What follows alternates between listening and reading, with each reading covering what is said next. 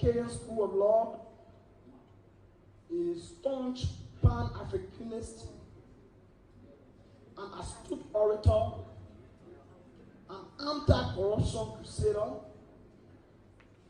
on the continent of Africa and the rest of the world. In 2010, he served as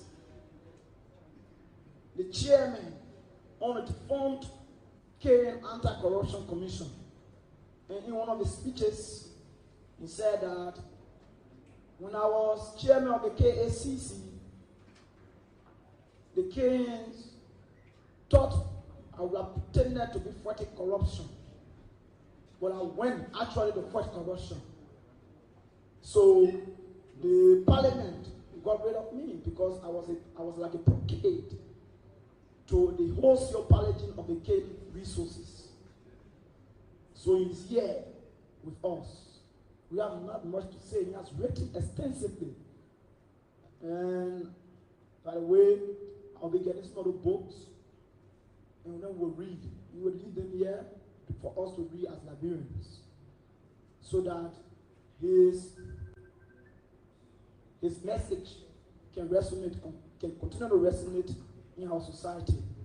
Professor PLO, Chief Tamalumumba, I'm very, very humbled to welcome you. And before you come, we want to do it in a way that it will be interactive. After Professor Pierre Lumumba has spoken, he will take about 4 questions from the audience, and also the moderating panel will be involved from the audience so that it can be interactive. So, Professor Pierre Lumumba, may we all rise. Welcome, Professor Pierre Lumumba, to the podium.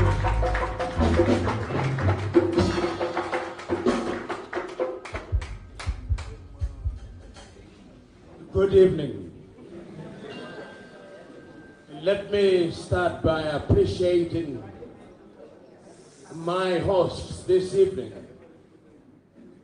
the young ambassadors for peace, led by my very good friend, President Momo Taylor Jr. Permit me also to appreciate the Federation of Liberian Youth, headed by President Augustine Taba. Permit me also to appreciate my good friend Andy, who has amazed me this evening through the Crusaders for Peace. I had the advantage this morning of listening to great Liberians. Stephen Koluba, who gave a moving testimony of the life that he lived in his early days. And at age 33, he has demonstrated that those who seek never fail to find. I also want to use the occasion to remember in absentia the Reverend Luther, who spoke this morning, and to appreciate in no mean measure a man who his historical appreciation of Liberia and Africa is as titillating as it is amazing, the Reverend Emmanuel. Permit me also, in absentia, to appreciate Dr. Fanbule, a man who, when he spoke to my heart. He spoke to my heart because the message that he carried this morning is not a message only for Liberians, but a message for all Africans. And you know, there was a debate in the 1960s as to who is an African. And it was argued in those early days by the school of Senegalese called Samba Sanyang that in order to be an African, you must have a black skin. But there was another school, the school of the Osagie for Dr. Kwame Nkrumah and Leopold Sédar Senghor of Senegal. And they took the view with which I associate myself, that black skin in and of itself does not constitute one an African. That what constitutes one an African is his or her desire to live like an African and to love the continent of Africa. I can therefore confirm to you that I know many black-skinned men and women who are not Africans. And that I know many white and brown-skinned individuals who are as African as they come. And therefore, when this evening I am constituted into Chief Tamba Taylor of Liberia, I'm a very happy man. My only wish is that being constituted into a chief will also entitle me to land in Liberia. And that I shall have my own land and I shall build my own house here in Liberia. I also take this opportunity to thank all of us who are gathered here this evening to remind ourselves that the reason why we are gathered here is because young Liberians who desire to see their country realize her potential decided to invite a fellow African to talk about the need for peace as a prerequisite to the realization of political, economic, and social development. And therefore, when I have the opportunity to speak to you this evening, I must remind myself that I am in a country of history, the country of Liberia, the land of liberty. I must remind myself that this country did not exist since the year 1847.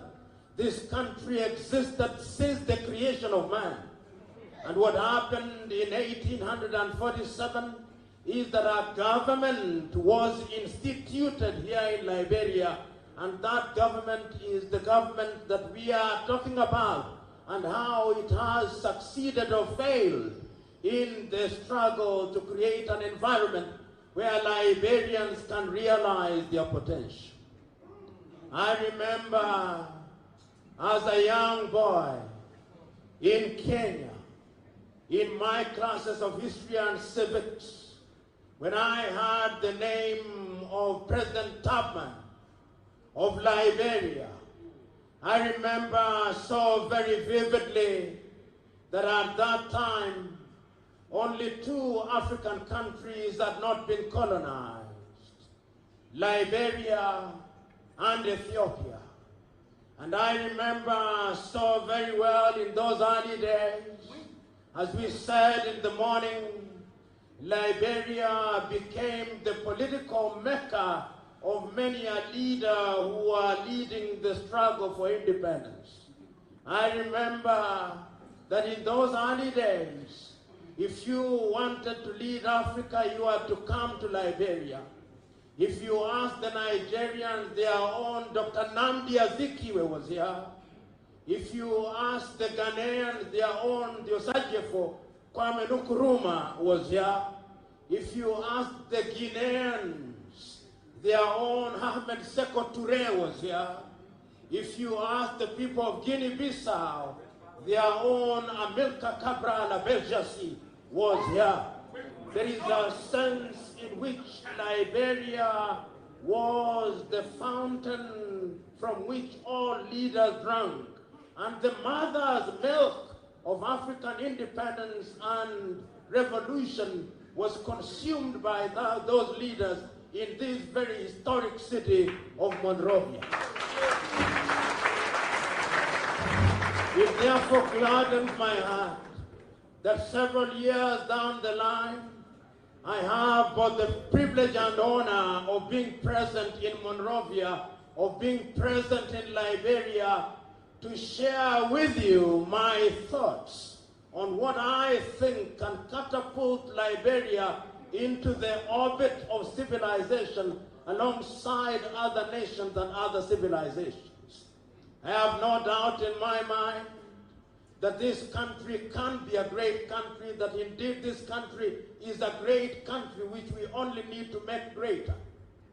You know, as I said in the morning, when Liberia was being conceived in the manner that we know it today, in the United States of America, those who thought about her had already had their own experience. You will remember that the United States of America was colonized. And you will remember that that day in Philadelphia, in the year 1776, when the 13 original states met in Philadelphia, and they came out with the American Declaration of Independence. And you remember those eternal words that defy both geography and history and time, when the Declaration of Independence said, "We hold all truth to be self-evident, that all men are created equal, that they are endowed by their Creator with certain unalienable rights, that among these are life, liberty, and the pursuit of happiness, and that governments are instituted amongst men, that they may secure these rights by the consent of the people, and that if any government were to go against these rights, then it becomes the people, the right of the people to abolish that government." At that time, even when they said all men were created equal, it is not true that they were equal. The women in the United States of America did not have the right to vote until the year 1908. The persons of color did not have the right to vote until in states such as Alabama in 1963. And we can hear the voice of Martin Luther King speaking in 1963, that even in Alabama, where the lips of its governor reeks with the words of nullification and interposition, that even there, one day the sons of the former slaves and the sons of the former slave owners will sit together in the table of brotherhood. So we have come from a long tradition, and that tradition recognizes that young men and women must participate in the creation of their own nation. So today, when we are assembled here as Africa, in order to look to the future, we must remind ourselves of where we came from as the people. And I said this morning, and I repeat it again, that in 1884, Africa was innocent. Africa was innocent in the south. The Zulus roamed free in southern Africa, as did the Xhosa, they roamed free. In Namibia, the Herero roamed free, as did the Ovambo. In East Africa, the Kikuyu and the Luo of Kenya were free. In the Central African Republic and in Congo, the Bangala and the Kasai were free, and the Luba. In this part of the world, the Malinke knew no borders. The Yoruba knew no borders. The Igbo knew no borders. The Hausa and Fulani knew no borders. Then some gentlemen, there were no ladies in that assembly, sat in Berlin, in Germany, and without any due regard to our cultural realities, they divided Africa amongst themselves. the Germans took over what we now call Dahomey. They took over Rwanda and Urundi in East Africa and Tanganyika. And they took over Southwest African Republic, which we now call Namibia. They only lost them after the World War I. The British had their share. They took Gold Coast, which we now call Ghana. They took Nigeria, which was named by the girlfriend of Lord Lugard. They took Zambia. They took Malawi, which they called Nyasaland. They had the audacity to call one country now called Zambia, Northern Rhodesia, and the other one that we now call Zimbabwe, they called Rhodesia. And it did not stop there. The Portuguese, a little country, which is the sick man of Europe in many ways, took Angola. They took Mozambique and they were not satisfied. They came here in the western part of West Africa and took Guinea-Bissau and Cape Verde. And they did not stop there. Even the little country Brussels, through the cunning and ingenuity of King Leopold, took the Democratic Republic of Congo, 80 times larger than Belgium, and converted into a colony. And they did not stop there. The French had their share. The French came here, they took Benin, they took Togo, they took Gabon, they took Mauritania, they took Mali, and they did not stop there. They went to Niger, they went to Upper Volta, which we now call Burkina Faso, and they did not stop there. They went to Chad, they went to Central African Republic, they went to Algeria, they went to Tunisia, they went to Morocco, they took it all. So, and nobody was left out in this struggle. The Spaniards also had their little sliver of land. They took Equatorial Guinea. By the time that they were through with us, we of the Negroid blood had been so thoroughly disrupted, so thoroughly debased, that Frantz Fanon says that the African had been thingified. He had become a thing without rights as men. So to claim even at that time that all men were born equal, it was not true. In fact, a few years later in South Africa, a Dutch immigrant called Hendrik Verwoerd, instituting the apartheid regime, said that Africans were only fit for one thing, as drawers of water and hewers of wood for the white folks. That is the state of the African that we are talking about. So we went through the period of colonization. You and me did not have the right to vote. You and me did not have the right to participate. And then a group of young Africans started emerging. And after the World War II, the international community sitting in the United States of America decided that we had to decolonize. A Europe that was pounded after the World War II, sometimes I think it was not a world war, it was a tribal war of European tribes. But they called it a world war anyway.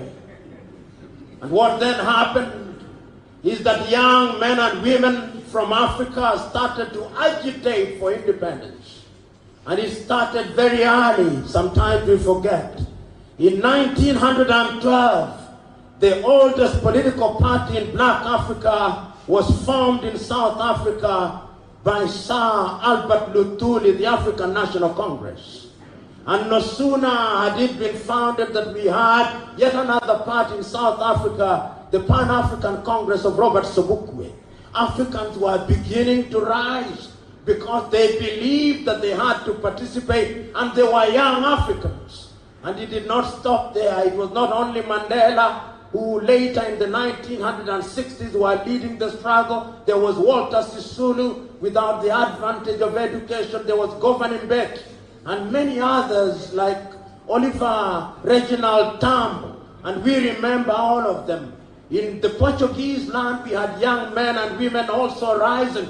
How many of you here will forget Eduardo Mondlane of Mozambique? How many of you will forget Samora Moises Machel of Mozambique? When we went to Namibia, we had other people, younger people. They did not have to go to school. How many will forget Sambu Yoma and Andimba Hamantoivo ya Toivo? And how many of us will forget that even in Angola, we had young people, and I say they were young because they were in their 30s and 20s. How many of you will forget that at that time, we had younger people in Angola? How many of you will forget Agostino Neto, Jonas Malheiro Savimbi, and Holden Roberto, among others? And he did not stop there. He did not stop there, because in Zambia, we had Kenneth David Kaunda. In the Democratic Republic of Congo, the man for whom I am named, Patrice Emery Lumumba, who was leading the struggle. In Tanzania, Julius Kambarage Nyerere. In Uganda, Apollo Milton Obote, and in Kenya, Jomo Kenyatta. And of course, when you came to the West, you had in Nigeria great people, the great Nnamdi Azikiwe, the Tafawa Balewa, and the Sardana of Sokoto, Sir Ahmadu Bello. In Ghana, you remember Kwame Nkrumah, the Osajefo, and you will remember Leopold Sedar Senghor of Senegal, Modibo Keita of Mali, and Ahmed Ben Bella of Algeria, and many others who are rising at that time. The reason why we have to remind ourselves of this history is because history teaches us that if you do not have a sense of history, you cannot have a sense of the future. So we must never forget that there were great Africans who were fighting at that time. And they were fighting that we may regain our dignity. And the reason why that is important, this country, this Monrovia, became the political homage for those leaders. I've already said it and I repeat it again. The Osajefo Kwame Nkrumah was here. I have said it and I repeat it again. Nnamdi Azikiwe was here. I say it and I repeat it. Haile Selassie was here. I say it and I repeat it. Ahmed Sekou Touré was here. Modibo Keita was here. Shaka Stevens was here. They were all here. David Dako was here. They were here. Patrice Emery Lumumba was here. Because this is where you drank the fountain of freedom. Was the place. So today, we must remind ourselves why it is that we attained our political independence. I remember in the month of March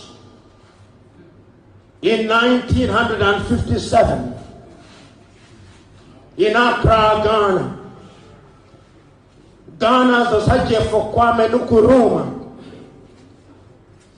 in the struggle for independence, told the Ghanaians and the fellow Africans at that time, seek ye first the political kingdom and the rest shall be given unto you.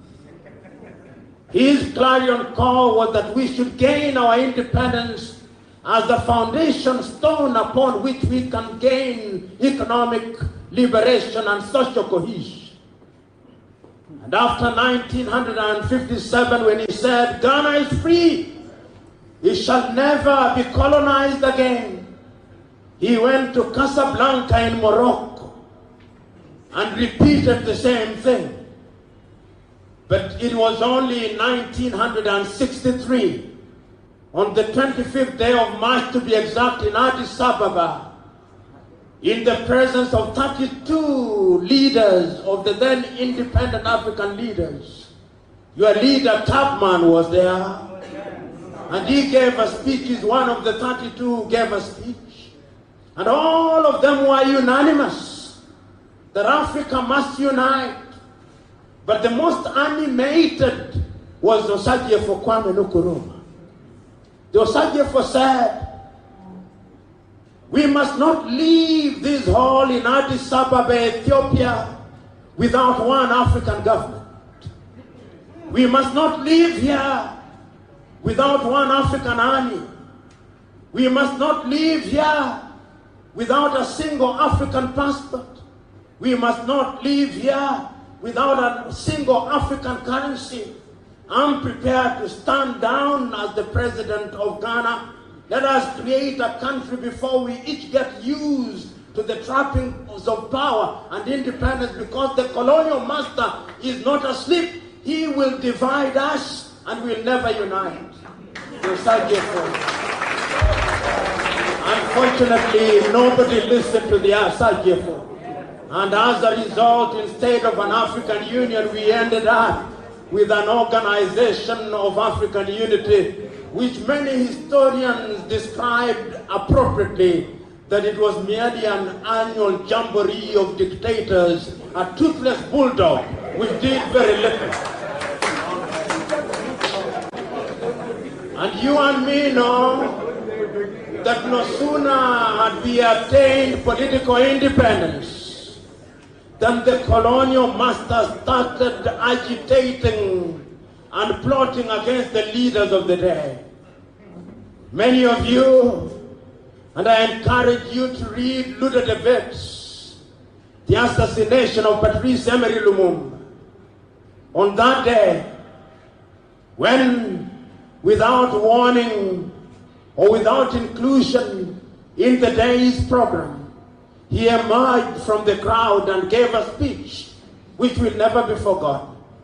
He said, among other things, that the beauty of what is happening today is that from this day henceforth, the history of Congo will be written by the Congolese.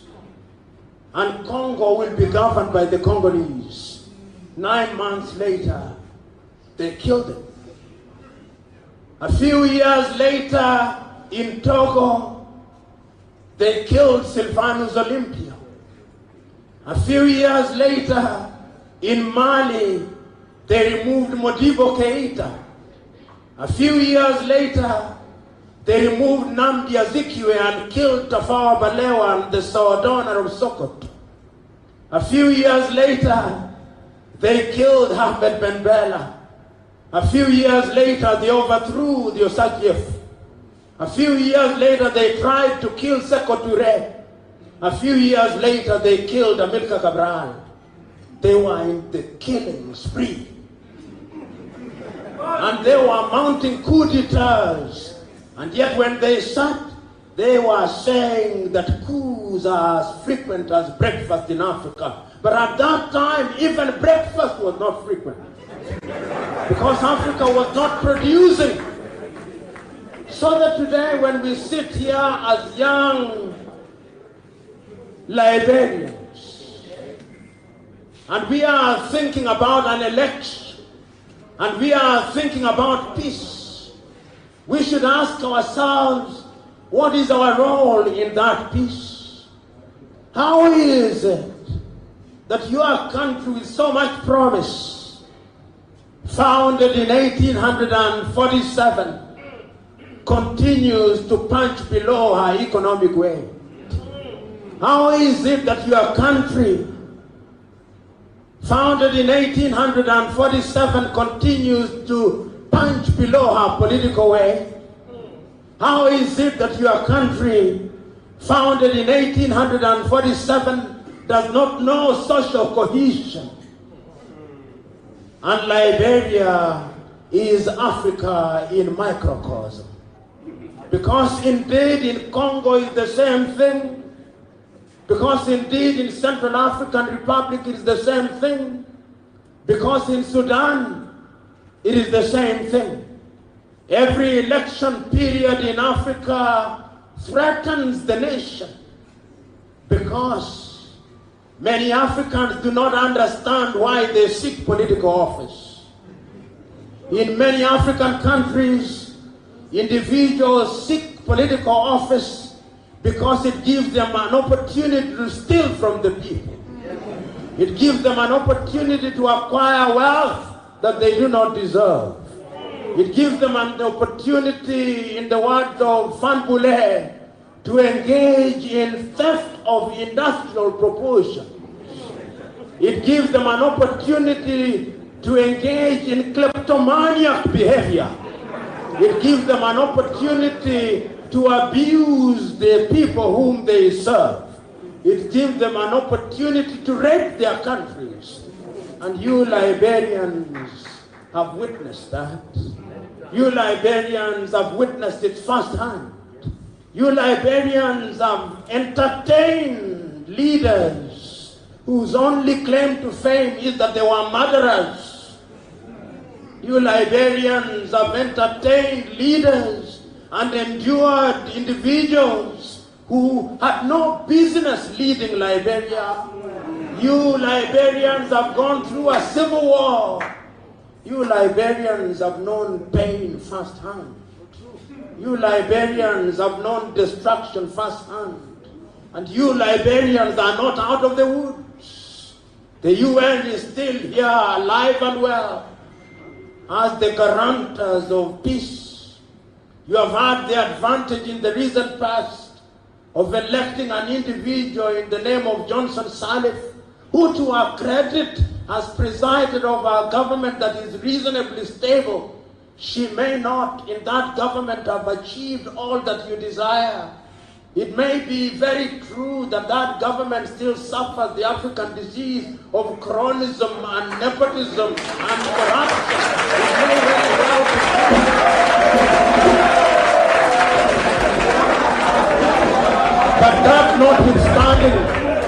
But that notwithstanding, we must also acknowledge that that government has preserved peace.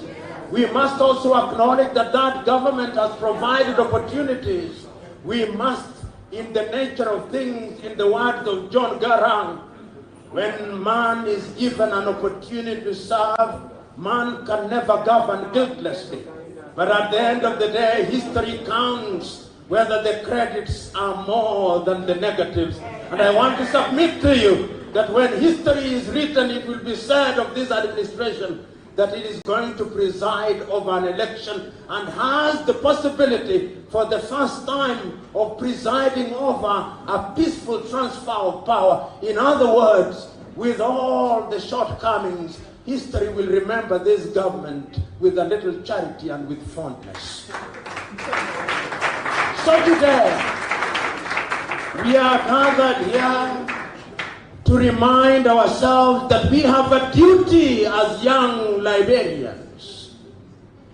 We have a duty to remember that throughout the ages, men have protected their countries.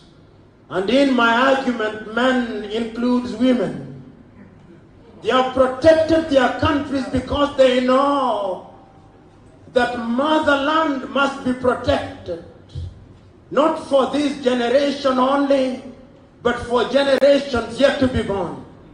If you permit me a little latitude and permit me to look at history and to look at the world, throughout history, it is young men and women who have risen to the occasion. In 1908, in the then Ottoman Empire, when the empire was under threat, it is the so-called Young Turks who came out and protected the Ottoman Empire. Of course, history will accuse them of having committed the massacre of the Armenians, which is being debated today. But out of the effort of the Young Turks, you and me know that the modern nation of Turkey was created by Atatürk. It was young men. Young men have always contributed positively to history. You and me will remember in 1963 when Americans of color were being discriminated against. It was a young Martin Luther King Jr. It was a young Reverend Jimmy Young. It was a young Jesse Jackson.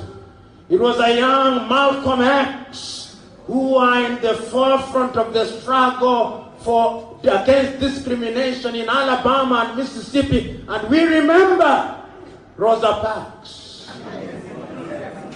In other words, young men and women are the ones who make changes in the world. And it did not stop there.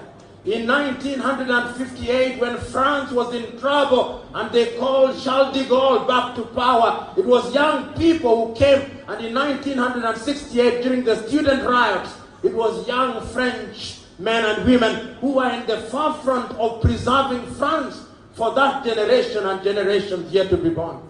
And if you think that that kind of history is too deep into history, in the 1980s in South Korea, it is young men and women who are in the streets, and in China, in Tiananmen Square, it is the young men and women who enforced changes during the reign of Deng Xiaoping. And it did not stop there. It went on. Much more recently in Africa, we have seen the Arab Spring. We have seen Tunisian government, which was corrupt, tumble. We have seen the thieving government of Hosni Mubarak tumble, because young men were rising and playing their part. You young Liberians, how do you want history to remember you? Because history has a way of remembering people in two different ways. And there are two different ways of getting into history. In Greek mythology, we are told that there was a young man who, having done nothing throughout his life, the young man was called Herostratus. On the day that he wanted to be remembered in history, he burnt a cathedral that he may be remembered. Do you want to burn modern day cathedral that you may be remembered? No, you must not. Because there is another way of getting into history. The way of Alexander the Great, who died at age 33. And he said of Alexander the Great that on the day of his death, he said that a coffin should be made with his hands outstretched, and that his coffin should be carried by doctors to demonstrate to the world that no matter who you are, when death comes, even the intervention of the doctors, you die in spite of the intervention. And his outstretched and empty hands to show the thieving leaders of Africa that you leave with nothing. So there is a sense in which you Liberians must choose now how you want to be remembered. I have no doubt in my mind that this country, like most African countries, deserve better. But this thing that we call peace, what is peace? What is it? Because we are fond of equating the absence of war with peace. That is not peace. If you allow me a little spirituality, Jesus of Nazareth says, peace I give you. The peace that surpasses all understanding. For those of you who are Muslims, Ramadan Kareem, the Prophet Muhammad, peace be upon him, says that when you wake up and greet somebody saying Assalamu alaikum, let peace be upon you.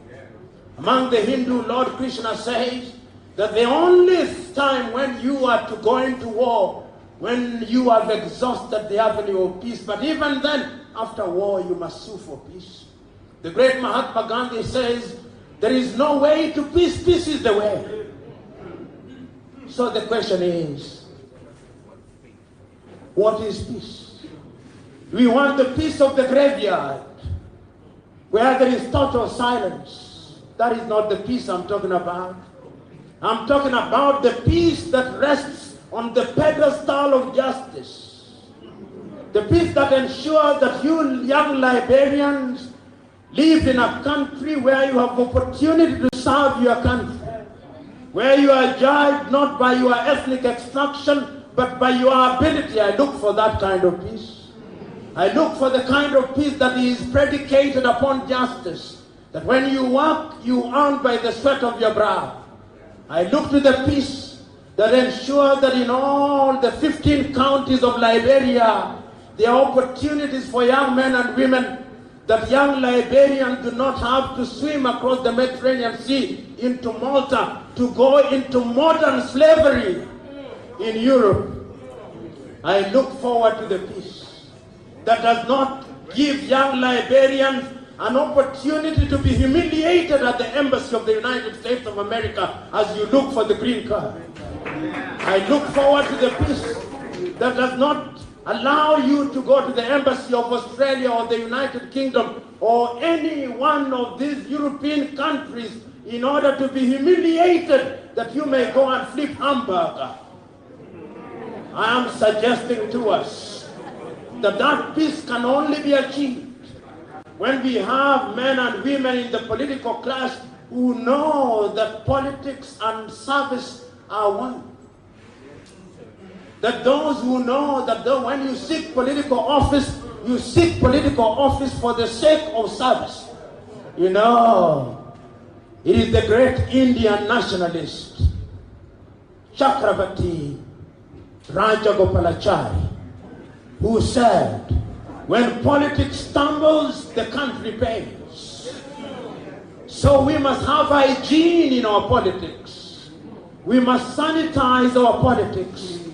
The men and women in Liberia, and there is no shortage of men and women in Liberia, who are now seeking to be the presidents of Liberia. As I drove through the streets of Liberia and Monrovia, I was shown the cars that they want to unleash to the unsuspecting electorate. They will be visiting every village and every hamlet, making all promises known and unknown to man, saying that they will make manna fall from heaven. They will claim that they will build bridges where there are no rivers. They'll claim that they will make bread without dough. They'll claim that they'll make ice without water. They'll make many claims and mask them. And ask them, we don't want to be given cock and bull stories. We simply want our hospitals to work. We want our land to be tilled. We want our children to go to school. We want to buy food that is grown in Liberia. We don't want to eat chicken from Brazil. We do not want to drink water from Europe. It can't be done. Ask them how they are going to achieve that. But I also want you to ask them another question. Are you loyal to Liberia? Ask them this question.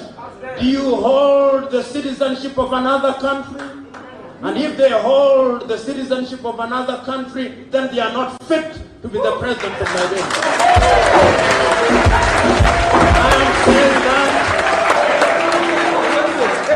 I am saying that in all seriousness, because is it not Christ of Nazareth who says, where your treasure is, that is where your heart is. So if your treasure is in the United States, that is where your heart is.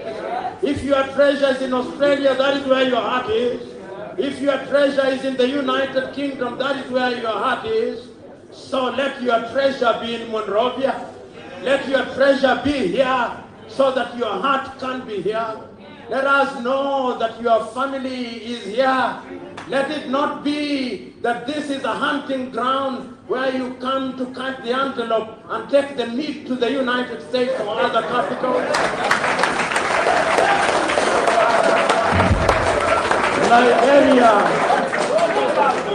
Liberia is not a hunting ground. But yet I must tell you that throughout the ages, and I said this in the morning, when you are speaking to those in power, when they wield power, you must do so with wisdom. You must not speak with the arrogance that inflames the anger, but you must speak with the firmness that opens the eyes. And I said in the morning, and I liberally quoted the Bible, and I will do so again, that throughout the ages there have always been two ways of addressing kings.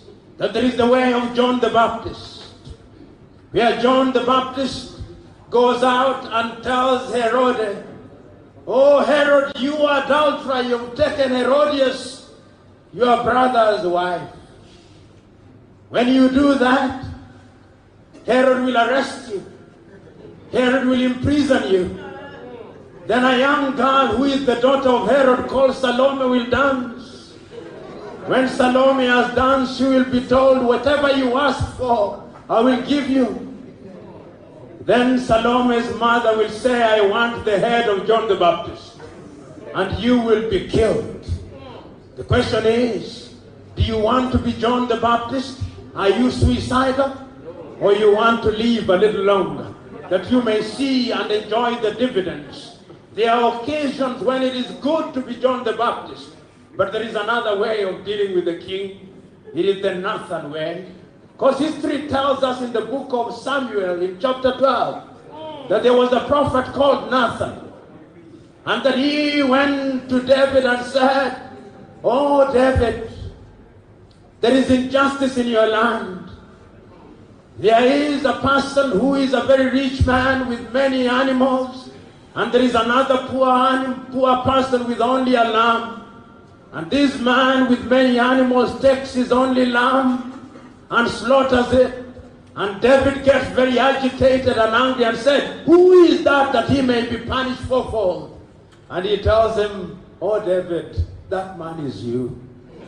That man is you because you have taken the wife of Uriah the Hittite, and you have killed Uriah by the sword of the Ammonites and taken his wife Bathsheba. The sword shall never leave your house.' But yet there is a sense in which, in the case of Nathan, it is David who accused and punished himself. So we must be discerning and do that which is good and right. You young people, you must remember the Chinese have a saying, when you don't have an answer, ask the youth. They know everything. It is not meant to be a compliment. It is meant to suggest that sometimes in the exuberance of our youth, we think that we have the monopoly of knowledge. But is it not true that those who arrogate to themselves the monopoly of knowledge often lead their countries through a shortcut to chaos?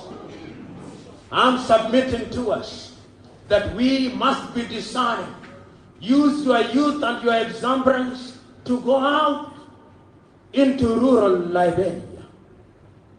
You, Mr. President of the Federation of Liberia Youth, go out there. Speak to your constituency. Tell them that it's big business. There are men and women who are coming here to sell things to us. There are men and women who have stolen in Monrovia, and they are coming here to give us as gifts what they have taken out of our taxes. Interrogate them. Ask them what their salaries were, and by what magic they have become millionaires, that we may also become millionaires.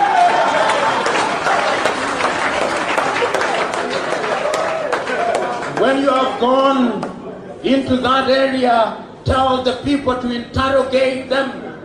And you, the president of Young Ambassadors for Peace, also go to another part of Liberia and tell the Liberians, both men and women, that the time has come to make a decision. Because as I said, there is always a decision time.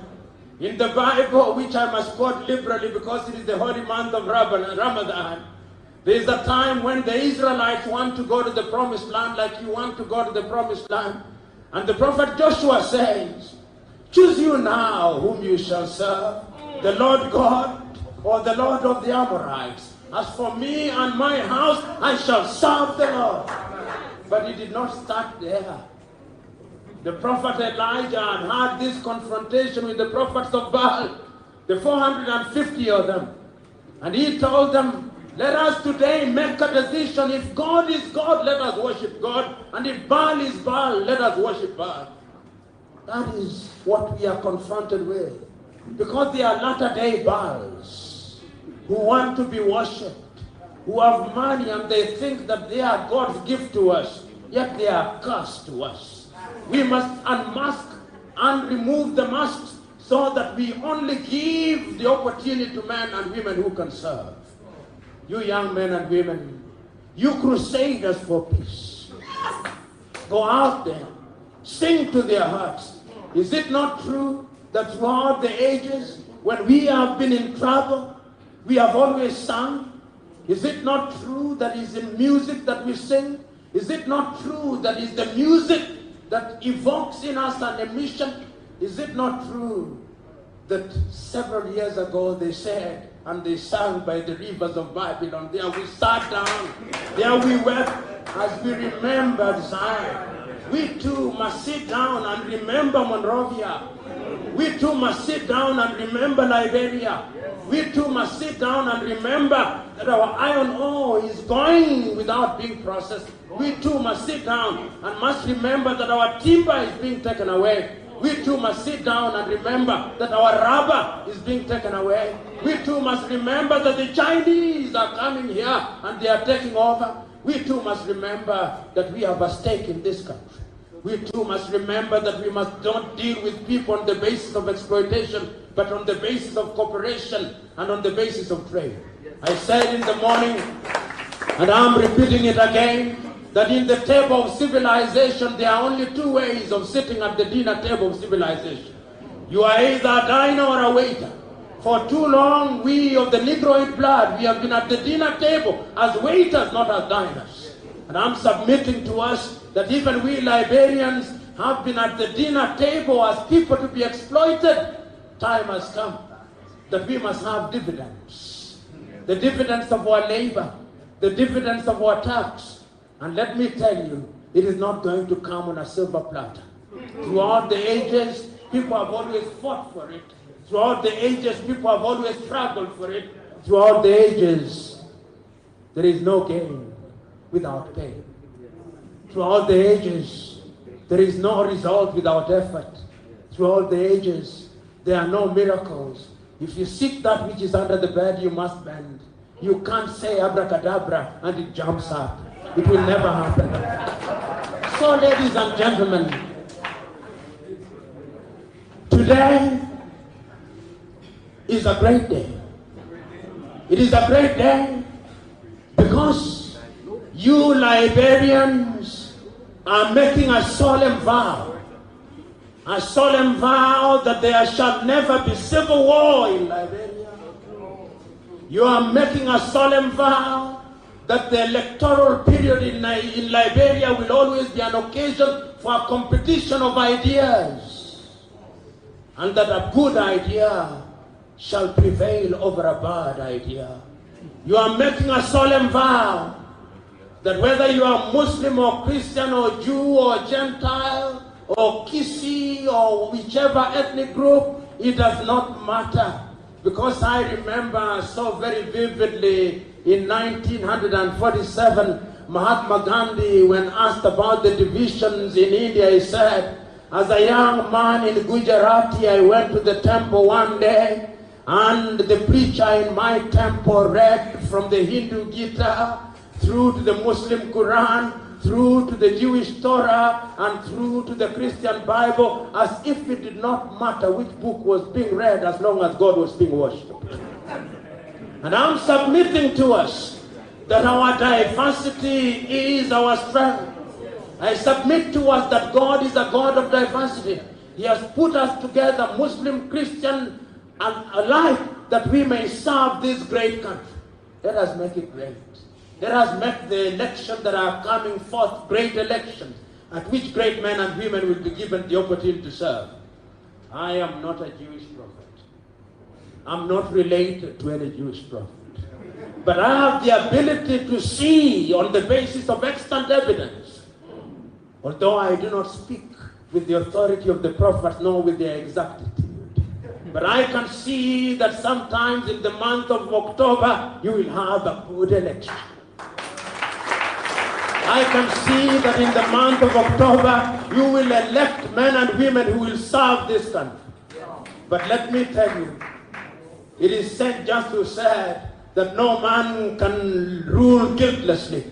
Even when you have elected them, democracy is preserved by eternal vigilance. You must always be vigilant, because it is true that power corrupts and absolute power corrupts absolutely. You know, the Chinese have a saying that why is it that when a king retires, he does not put his so important crown on the head of his minister, he puts it on a nail. And the answer is, with the nail, there is no danger of the nail taking itself seriously. But when you put it on the head of a minister, he may very well take himself seriously and think he is the king. So power has an allure, power has an attraction, power opens doors, and it is only the very humble who have the ability to exercise power as if it was something entrusted to them. Ladies and gentlemen, what is the wisdom of speaking on and on while we know that the truth sits on our laps? Let us pause for a moment and ask ourselves going forward, what kind of Liberia do we want? And I'm suggesting to us, we want a great Liberia. We want a Liberia where there is food. We want a Liberia where there is good education. We want a Liberia where there is sound health. We want a Liberia where there is employment. We want a Liberia where young men and women and old men and women have the opportunity to serve their country. We want a Liberia which will be respected in Africa, a Liberia which will be respected in the world. And I'm suggesting to us that that Liberia is achievable if you young men and women want it. You are the midwife. Choose you now, whether you want to strangle the child or you want to nurture the child. Go out, therefore, into the 15 counties and do that which is good and right. Protect Liberia, preserve the Liberia, and give Liberia the leaders that she deserves. God bless.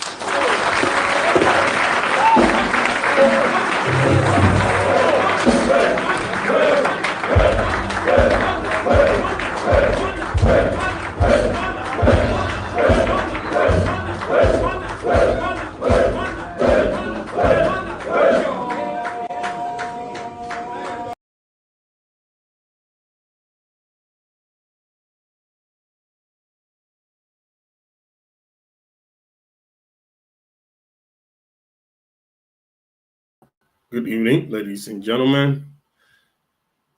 Ture here again. I want to say thank you all for coming. Those that are watching, or at least those that are on right now, I want to say great to be on here with you guys. It is important that we play some of these things. Reconnecting with our past is almost important that we do so. So we can actually have a recollection of our history. Yeah. So I always like to go in our past. I would like to reconnect with our past, get some nuanced talking point as to what is it that we really want to talk about. And today it's obviously important that I was able to play this and get people to understand, where are we as a country? A lot of times we become complacent in our greatness, complacent in our in ourselves and in actions and inactions. But if you really go back, which of course, like I said, I like to do all of the time, go back and look at Liberia's participation on international stages. We all have this documented how Liberia was very instrumental in the formation of the United Nations. Liberia always involved with global initiatives, global initiations, anything that had to do with international relations and stuff like that. Liberia always there. So that comes with certain level of respectability that our country had. And history always remembers us for that. But it's one thing to hear your countrymen talk about your country, and it's a total different thing to hear a foreigner talk about your country. Sometimes we sit in our country with all of its complexities, with all of its convolution of so many bad PR news that come out of that country. We tend to forget how we are perceived by others, how we are looked at historically when speaking in a context of history. They're where our values are.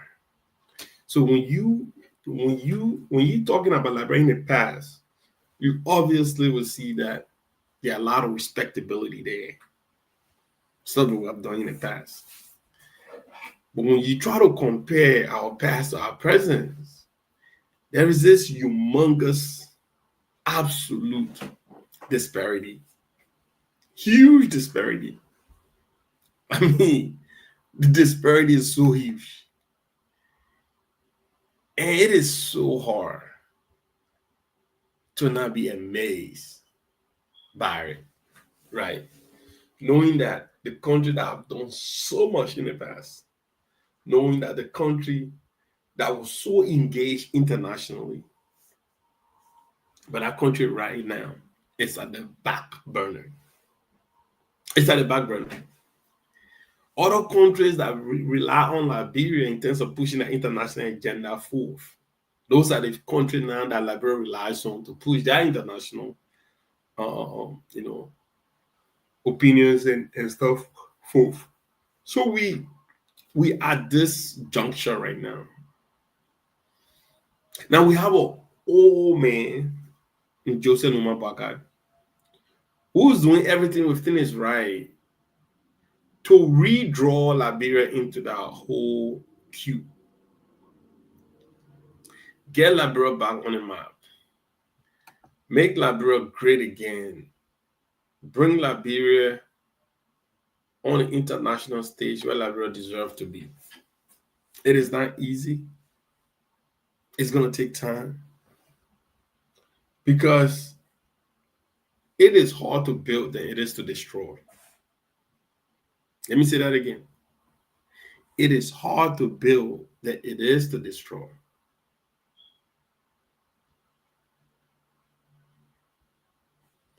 We destroy our country. We destroy our country to the precipice of absolute base. Right?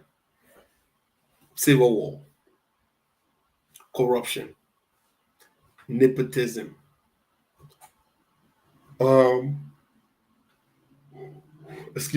Lack of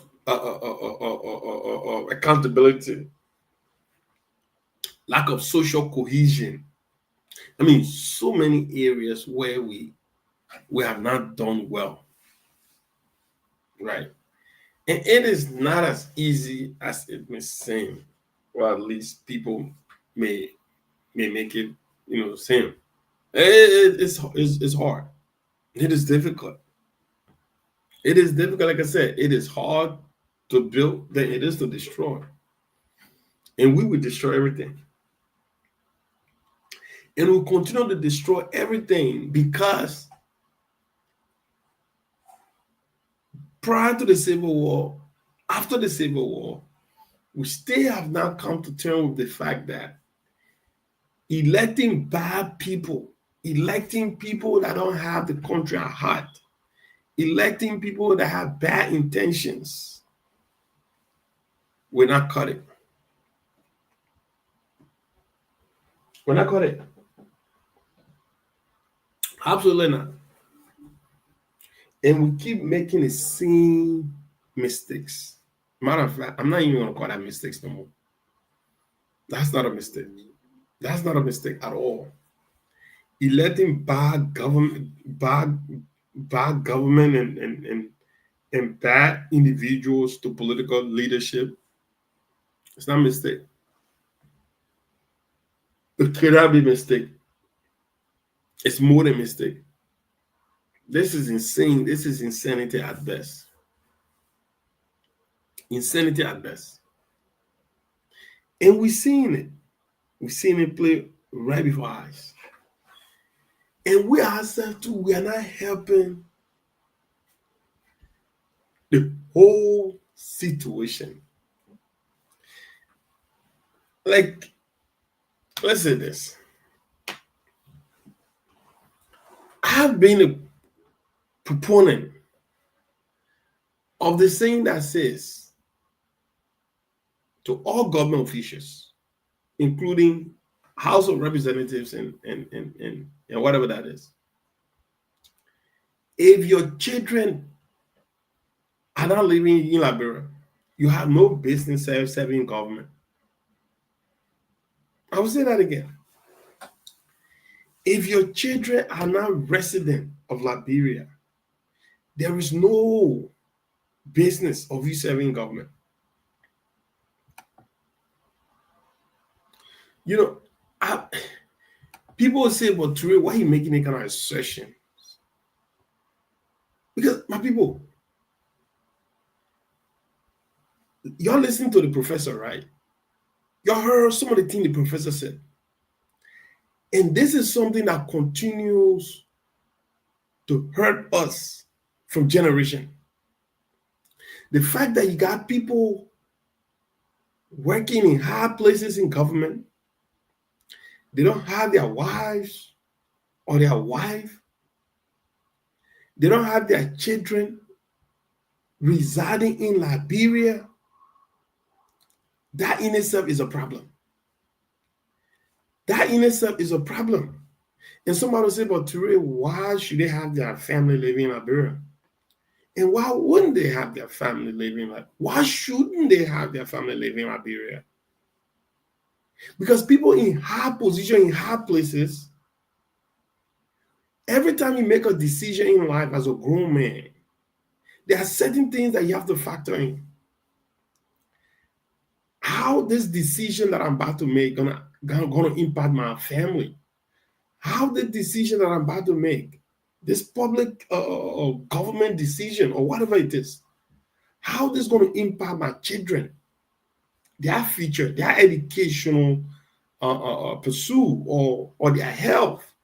How is this going to impact them?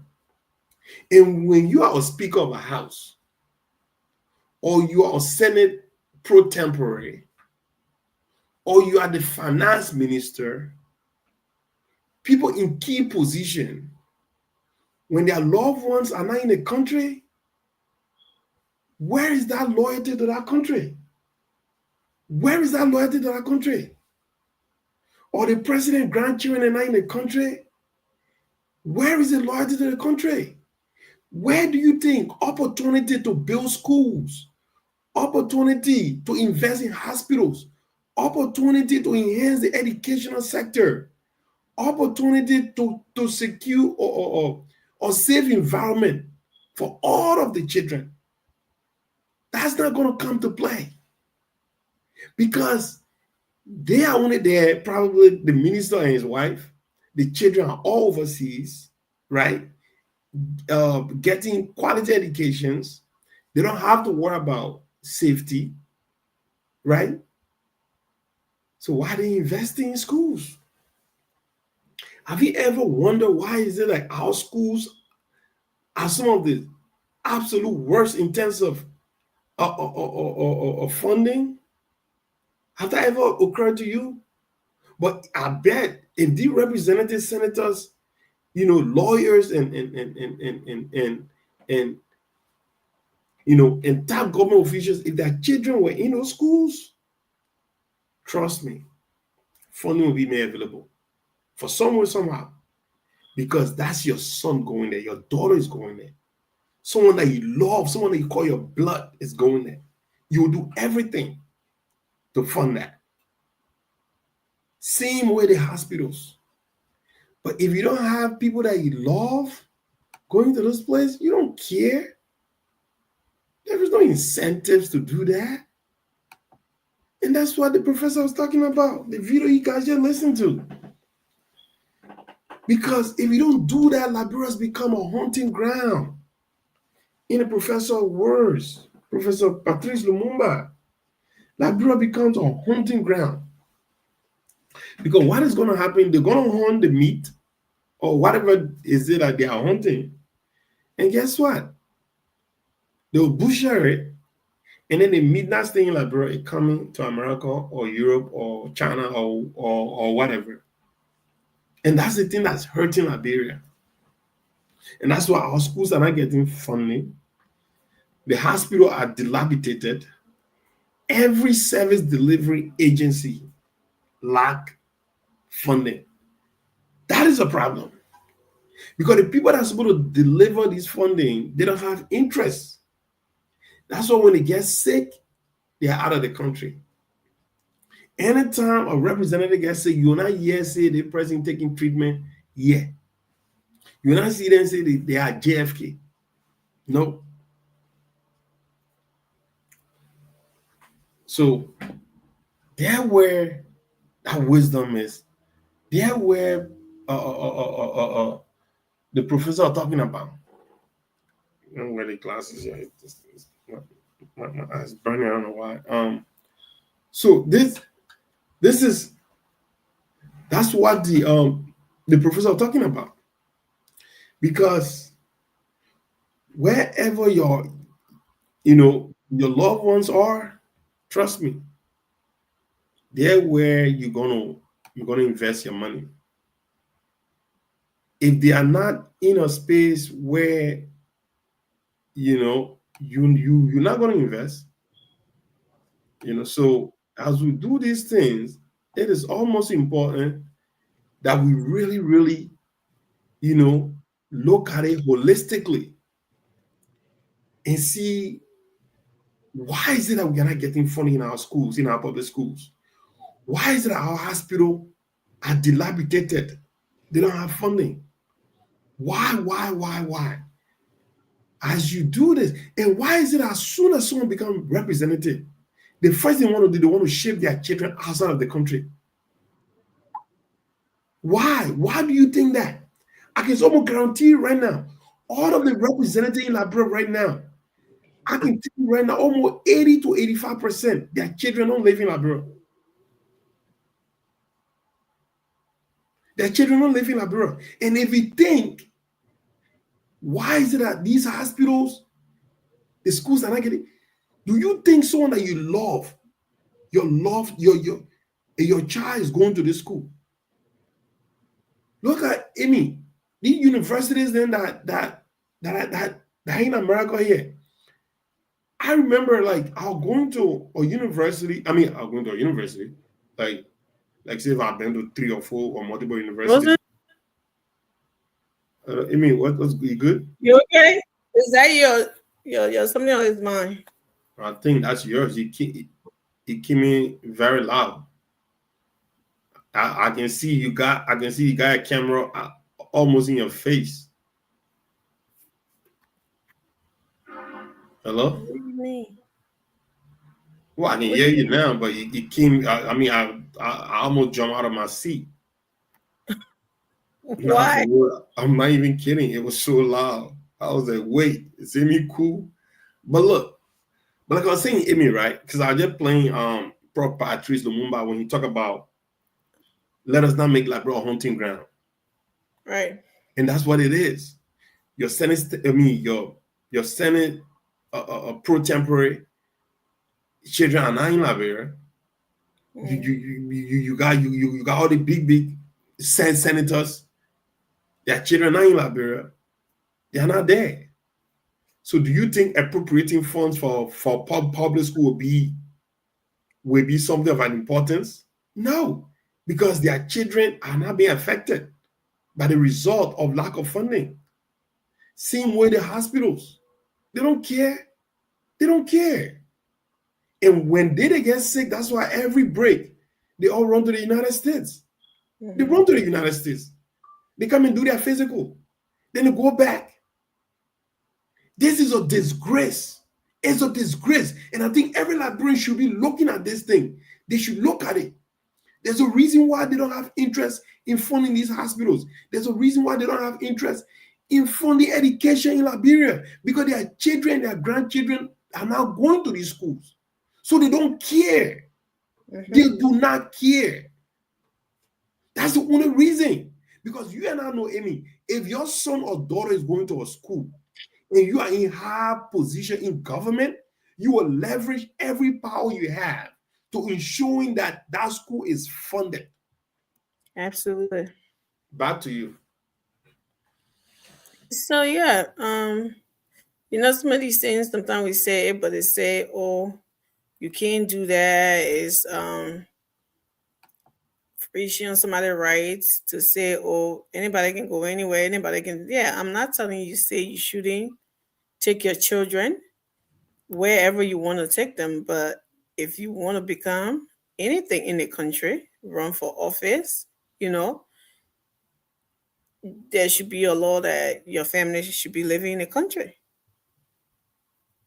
That law should be that you're not asking anybody. If you choose to want to do that, then that's the price you gotta pay. It's not something that you telling everybody say you can't take your children anywhere. No.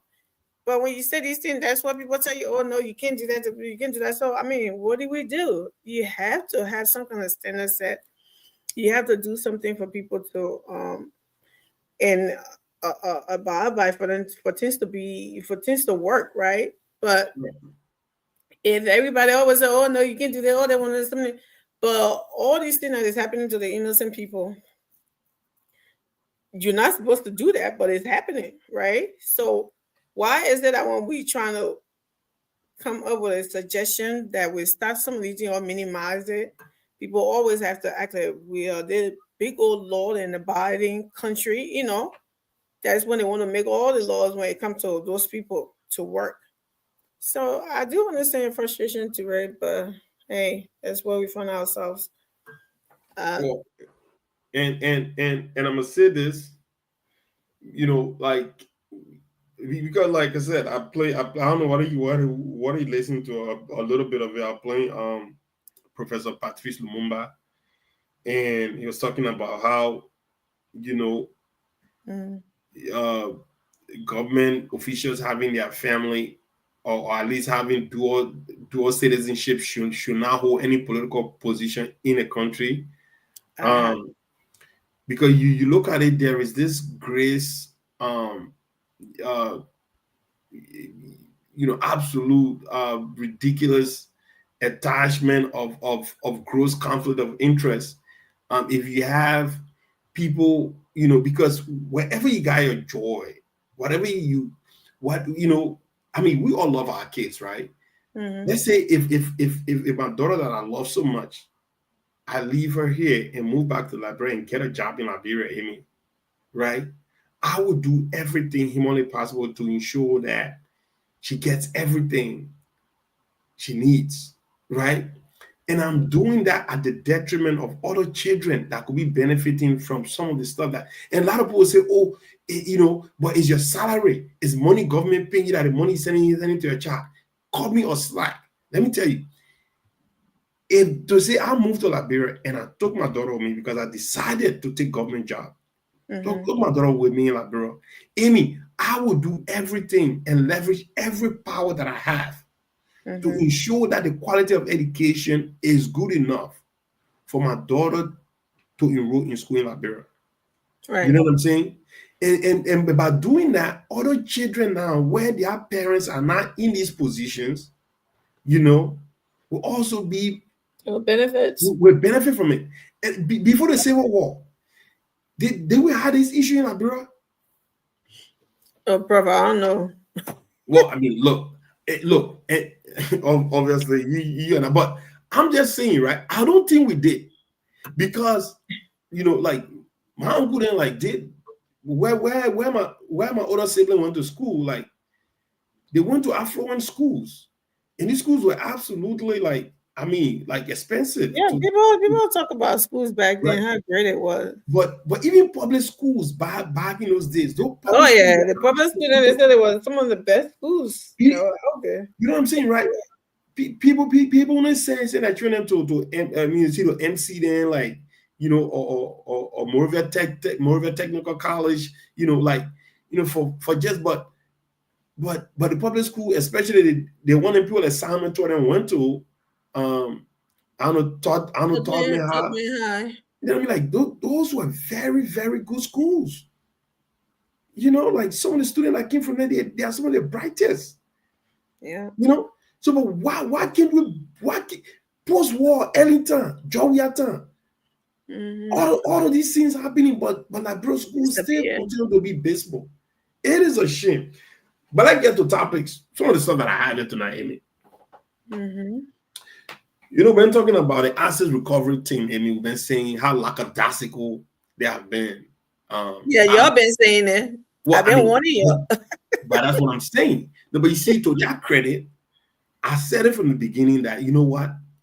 I'm not just going to allow the asset recovery team to swiftly go and start yanking people properties and stuff without doing due diligence. And boy, oh boy, they listened to me. They went ahead and do due diligence, That due diligence. you know, and boy, oh boy, they came out swinging, Amy. We're talking about 40 indicted. 40 indictees right now, Amy. Oh, today press conference? Oh my goodness. I 40 didn't of them. watch that. I didn't watch that at all. 40 of them. And the biggest of all is the chief of protocol, Nora Finda Jessica Bondo. I need for her one. Okay. No, I just added Jessica to it, but Go to that, Monica. but Finda Bondo is absolutely at flat rates right now. Really? Oh yeah. I mean, we're talking about money laundering. I mean, primary, is money laundering with 5 other additional charges. Wow. Conspiracy, to defraud government, money laundering. I mean, look, it is bad. It is absolutely bad. A couple of weeks ago, the LCC, right? They came up with, yeah. What I mean? Remember we even discussed it on here. They said all those that government owed, and they should all come with their receipts and the domestic debt. Right. You know what I'm saying? I think that was just a hope that they were putting in the water to see if they were going to come, maybe voluntarily come, No, but I mean, yeah, they actually put a bid on the hole, throw in the water, said, look, man, government owe you, come, bring a receipt, and then we'll give you your bread. But apparently, nobody wanted to show up. What I knew. But then it was not true, so they couldn't show up. Right, but then the people realized that, you know what? They're not going to show up, so might as well just go and get them. So I think that's what happened. So now we're talking about this. I mean, it is absolutely,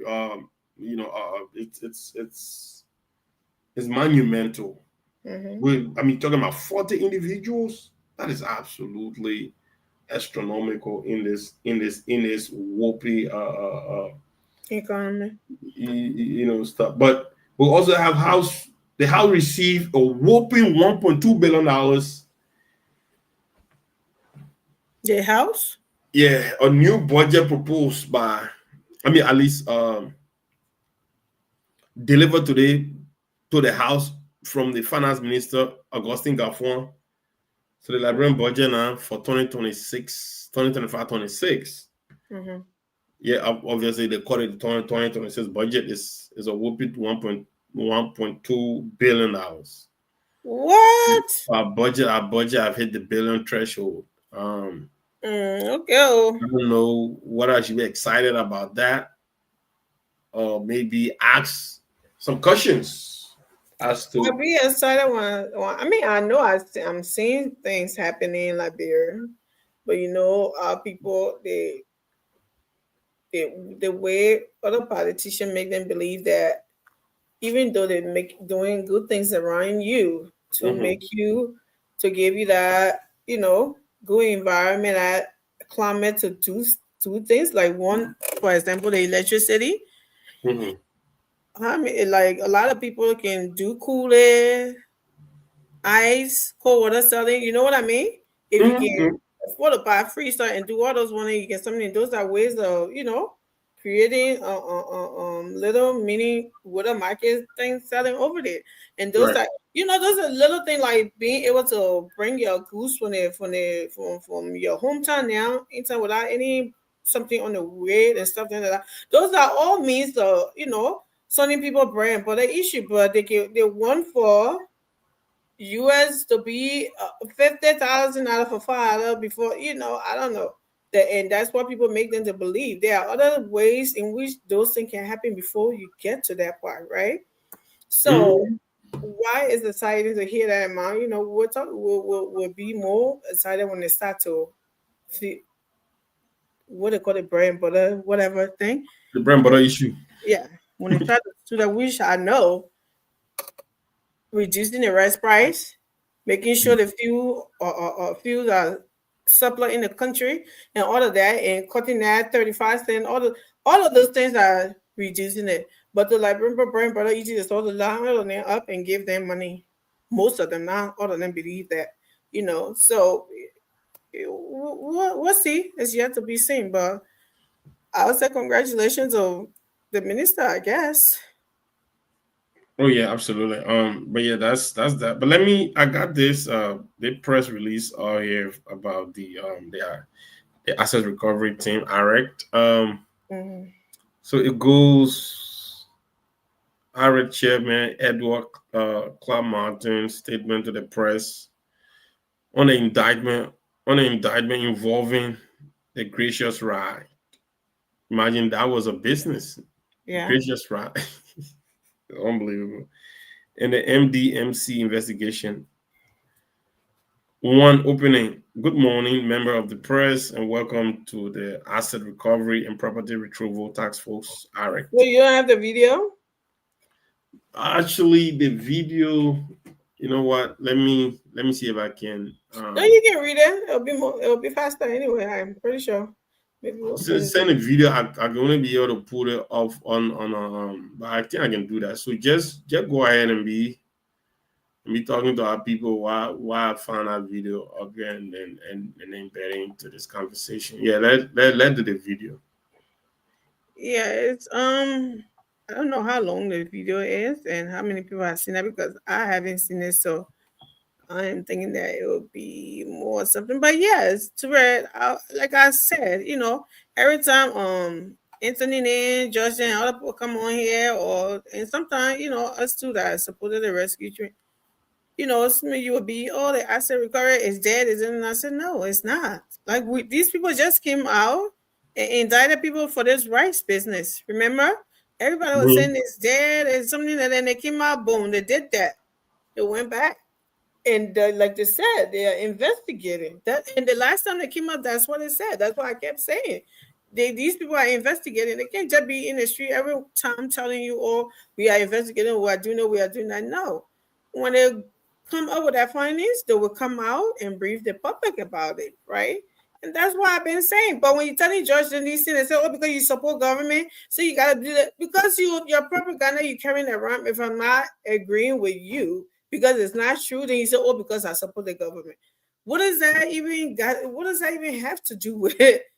They came out the last time? Everybody was saying they were dead. They were dead. They were dead. They were dead. Boop, they came out. That's when Omar, what's the name? Mary Brown all got caught in the net. Remember that? And then they came back. And this is the final, not final, but second coming they did that these bombshell, whatever. And that's what I know the behind the scene working because to where the way they started, right? Everybody was criticizing them. Remember that? You can't just be in the street grabbing people.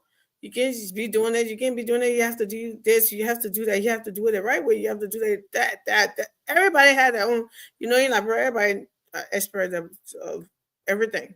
So they kind of went back, and that's when the courts, the Supreme Court kind of put a hold to that whole Christians' right thing. So that's they couldn't do anything. And people thought they were just sitting there not doing their work, or they were dead. That's what we kept coming out saying that. But then they came back up with that whole report about the rice issue. And then they went back again and they said they were investigating. They said it. So when they came back, this was the second time now. So we hope to see what the third time will look like. But nobody has said anything but wish on to their hand, right?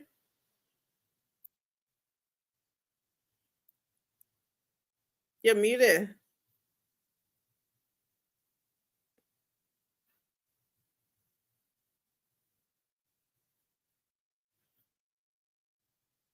Are you talking to us or you're on the phone?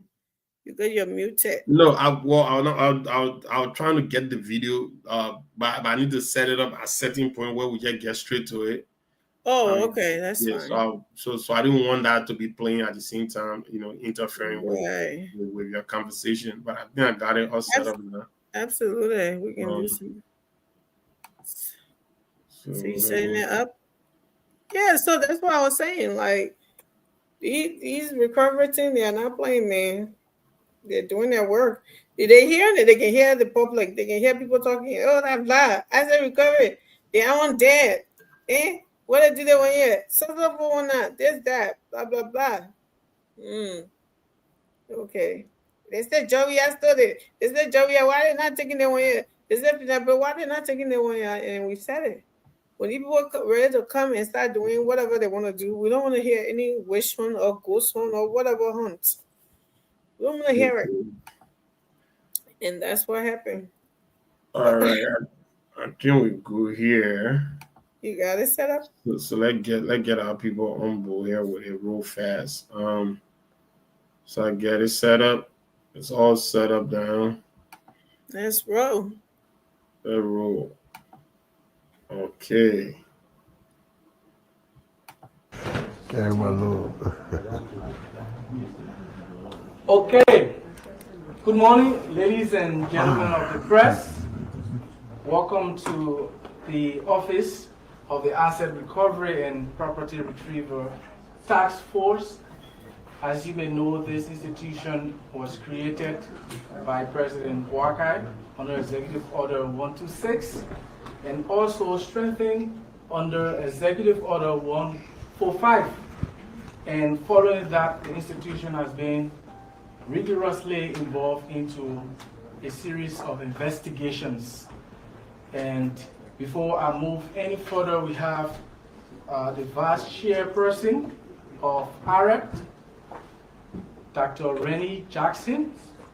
And we have here the Chairman of the Asset Recovery and Property Retrieval Task Force, Councilor Edwin Clark Martin, the man leading the fight here at AREP. So, as you may know, many of you are here due to the announcement made on our Facebook page this morning concerning 2 indictments that were issued this morning. So definitely we're going to be hearing details on what AREP was investigating and the findings of AREP's investigations that resulted into the indictment. So ladies and gentlemen of the press, not to take most of the time, let me introduce Councilor Edwin Clark Martin, who will address you. Thank you.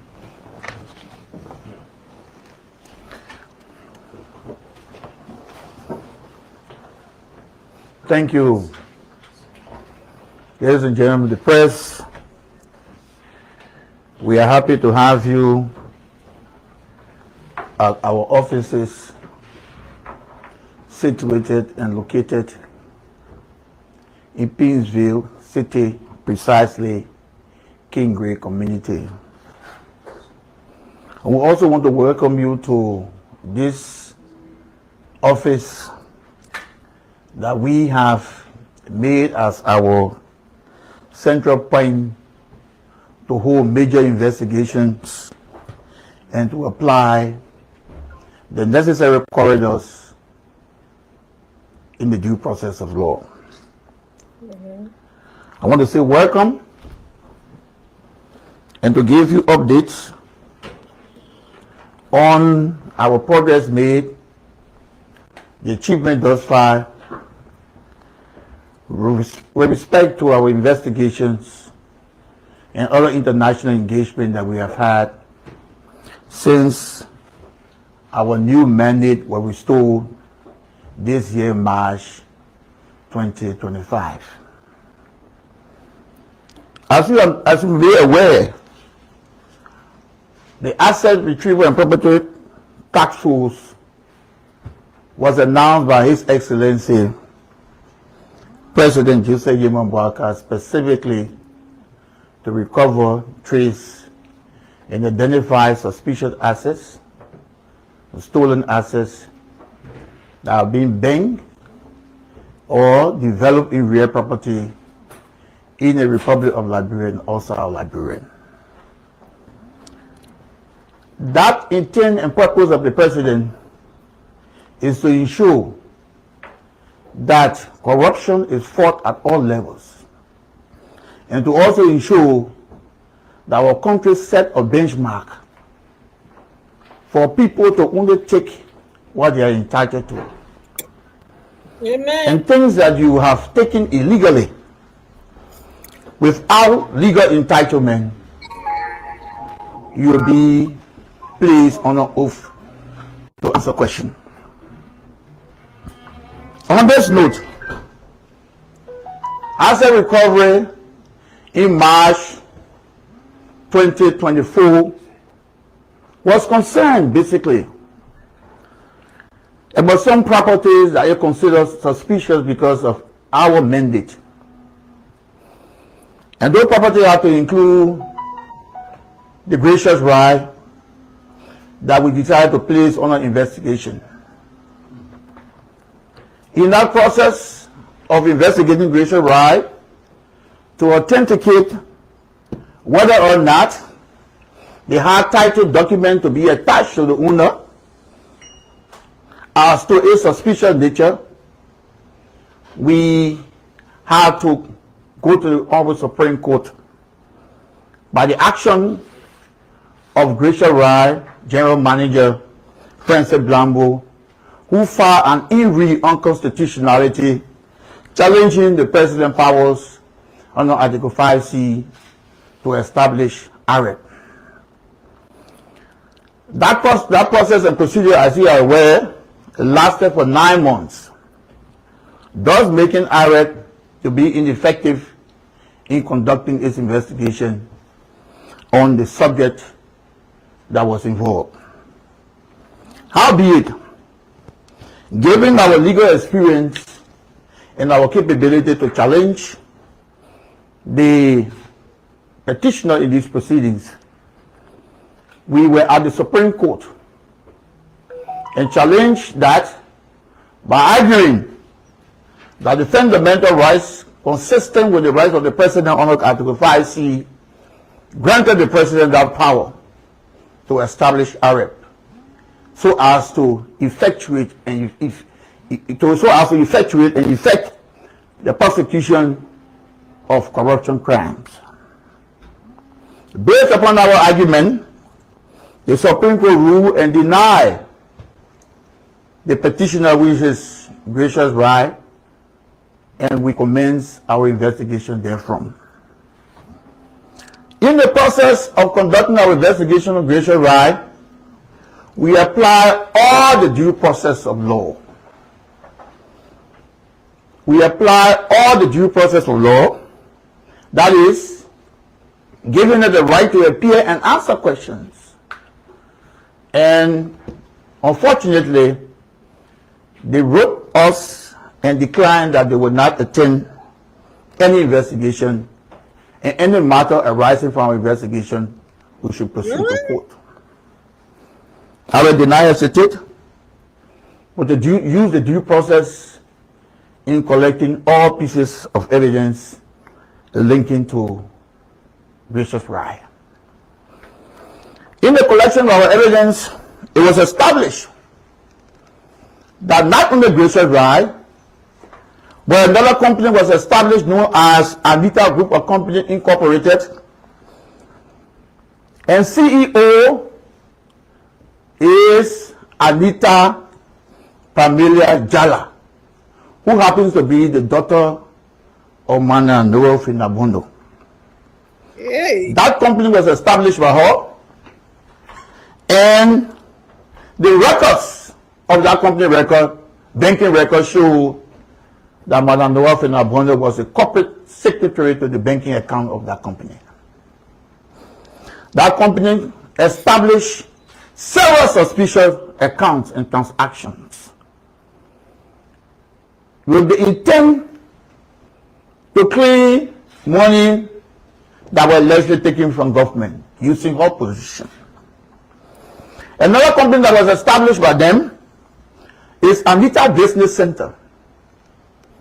That company also was managed by another Ellis Jackson. And that company was a sole proprietorship. It was a sole proprietorship owned by them.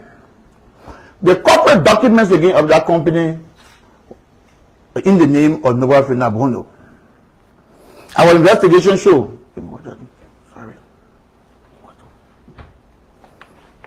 Sorry.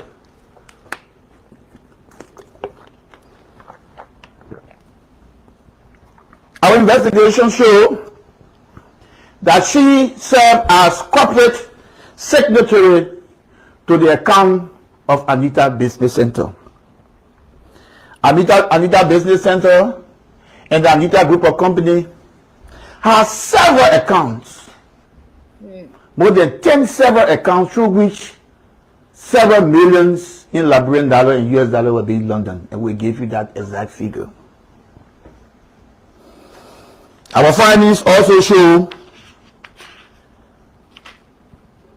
that in the process of laundering this money, there were several key factors who participated in all those accounts, amounting to 40 persons who participated in those several accounts, the suspicious accounts that was established by them. Our investigation went further to find out the purpose and intent why these money were being moved.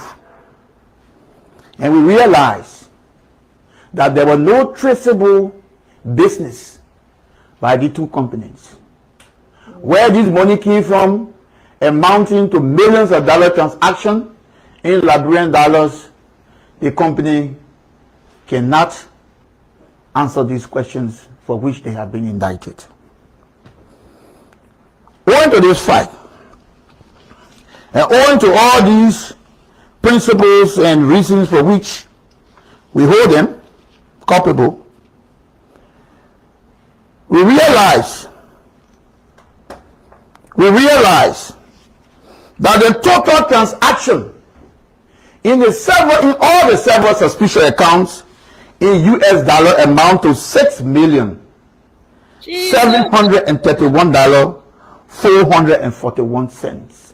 I repeat, the total transaction in United States dollar in all the fictitious accounts by Anita Group of Company, Anita Business Center, and its gracious right amount to USD $6,731,441. The total transaction in Liberian dollar for all these several accounts amount to $845,240,057. So this is to just show to you that from 2020 to 2024, what these people gather just by serving in this public position. No source of any wealth, no source of any business, no source of any acquisition of private business before coming to power. But just in 4 years, or 5 years, or 6 years, the person's total asset in business transaction amounts to more than $6 million and more than 800 million Liberian dollar.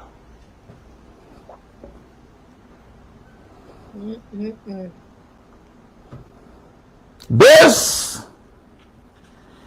on these findings and conditions as mentioned,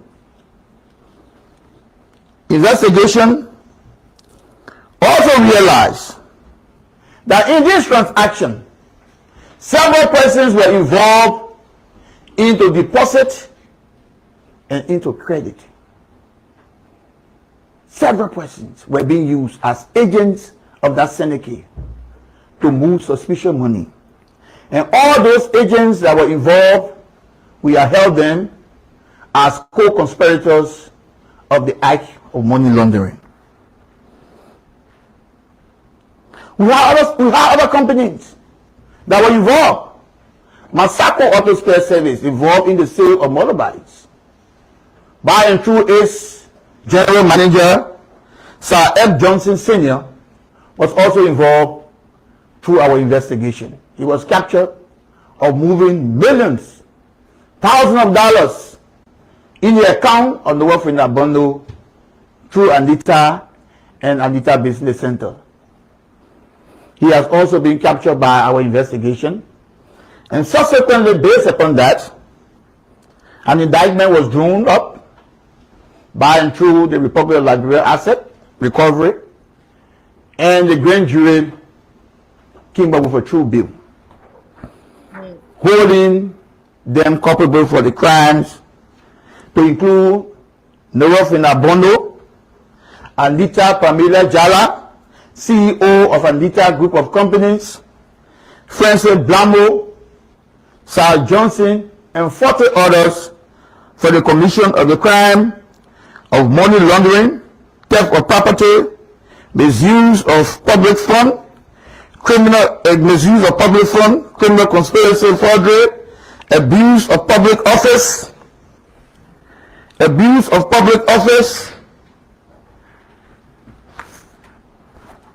and violation of the Public Procurement and Concession Act and the Public Financial Management Act, the PFMA law.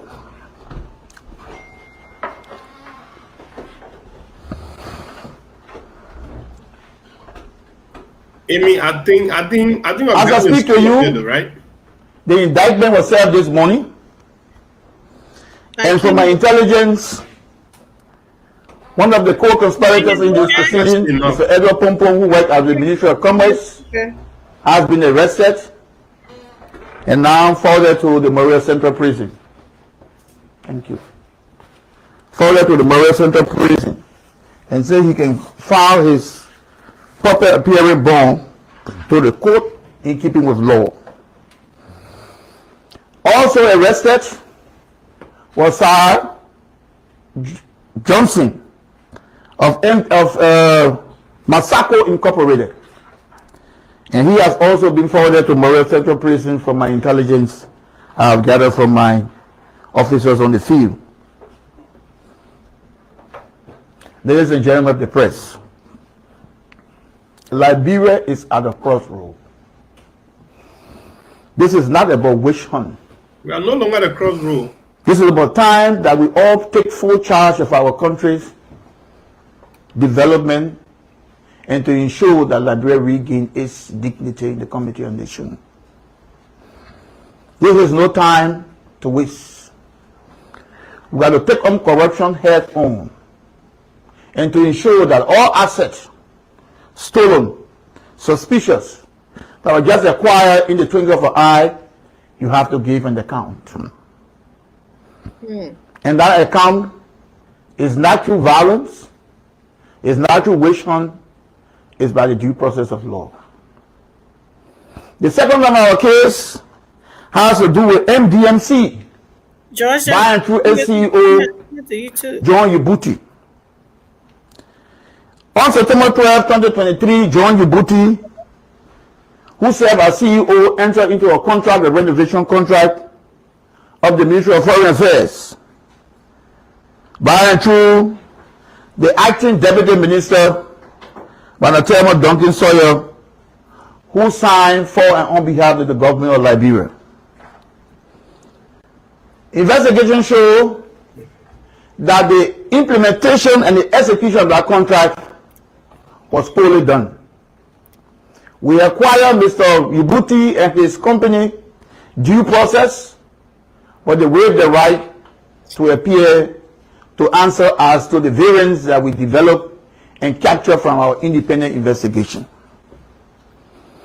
To do that, we hired a private firm to do an independent assessment of the entire work that was done on the building. And reports show that the amount of $851,136.13 cannot be accounted for. The work was not done. So, Mr. Ibuti and his project manager, to include the acting minister then, Chairman E. Duncan Sawyer, were indicted for the commission of the crime, theft of property, criminal facilitation, and criminal conspiracy.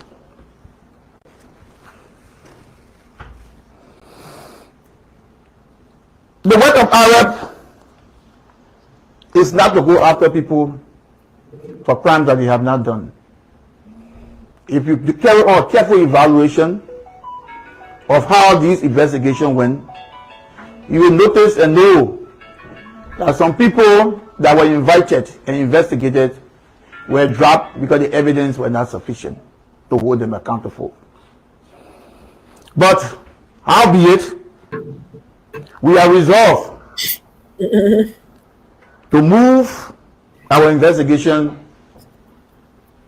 forward, in that there were several assets acquired in the first money laundering scheme, which we consider as proceeds of the crime, by former chief of protocol and her daughter Anita Pamela Jala.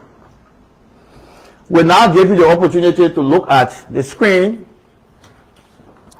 and we'll show you proceeds and properties that were acquired. There are more properties. There are more properties. But we will show you few that we have investigated and established sufficient grounds are those properties that were acquired in their criminal transaction.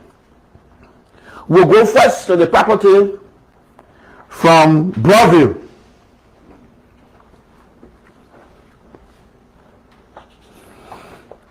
We ask our technician to show you the property from Broadview.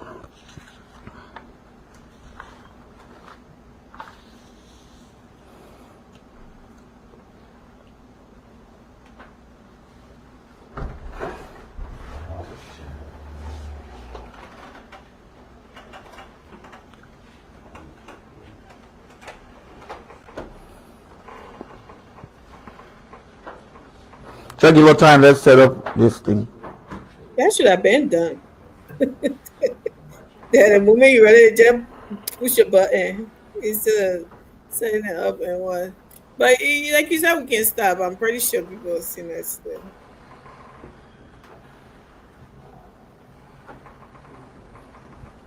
Yeah, so basically, let me just end this. Yeah. But They should have been had that done. they just get to show how when you put a bunch of unsophisticated people together. Oh boy. Hmm? The boy just grab some property for us today. Don't rain on it. No. I mean, I'm not talking about. I'm talking about the Finabono of the world. No, not the asset recovery point I'm talking about.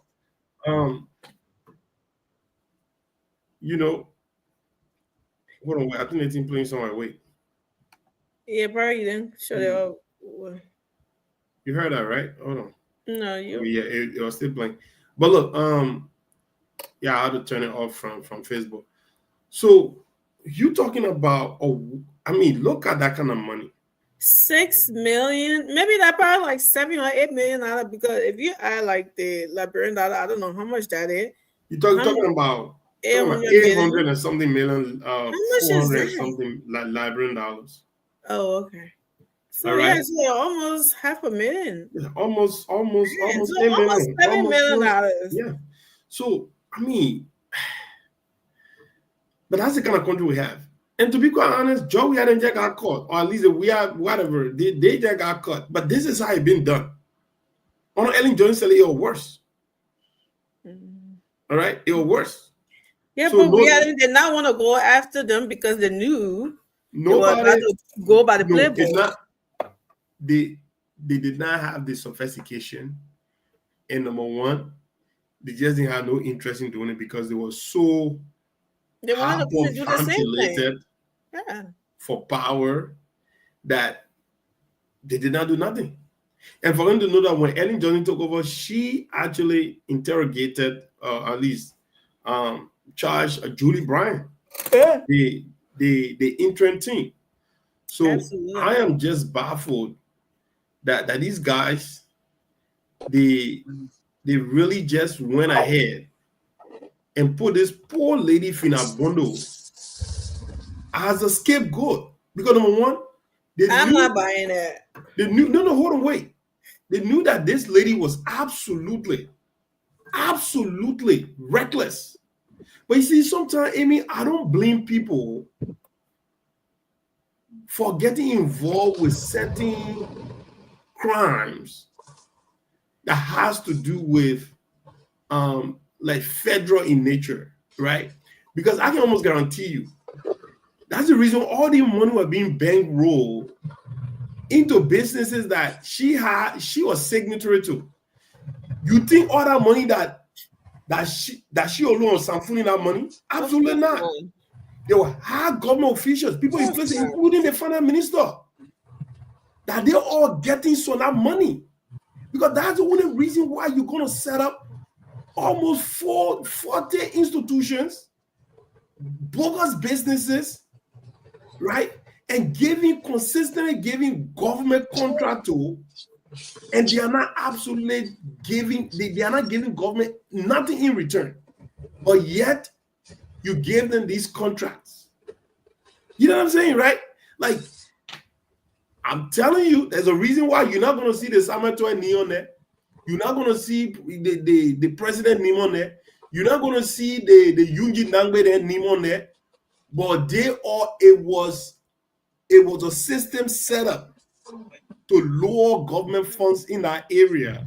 And but you should join an asset recovery unit. And they because you get all the facts. Have your own opportunity to where you see the last time what did George let me have my time. You can come here and have your money, right? You can come here and say whatever you want to say, George.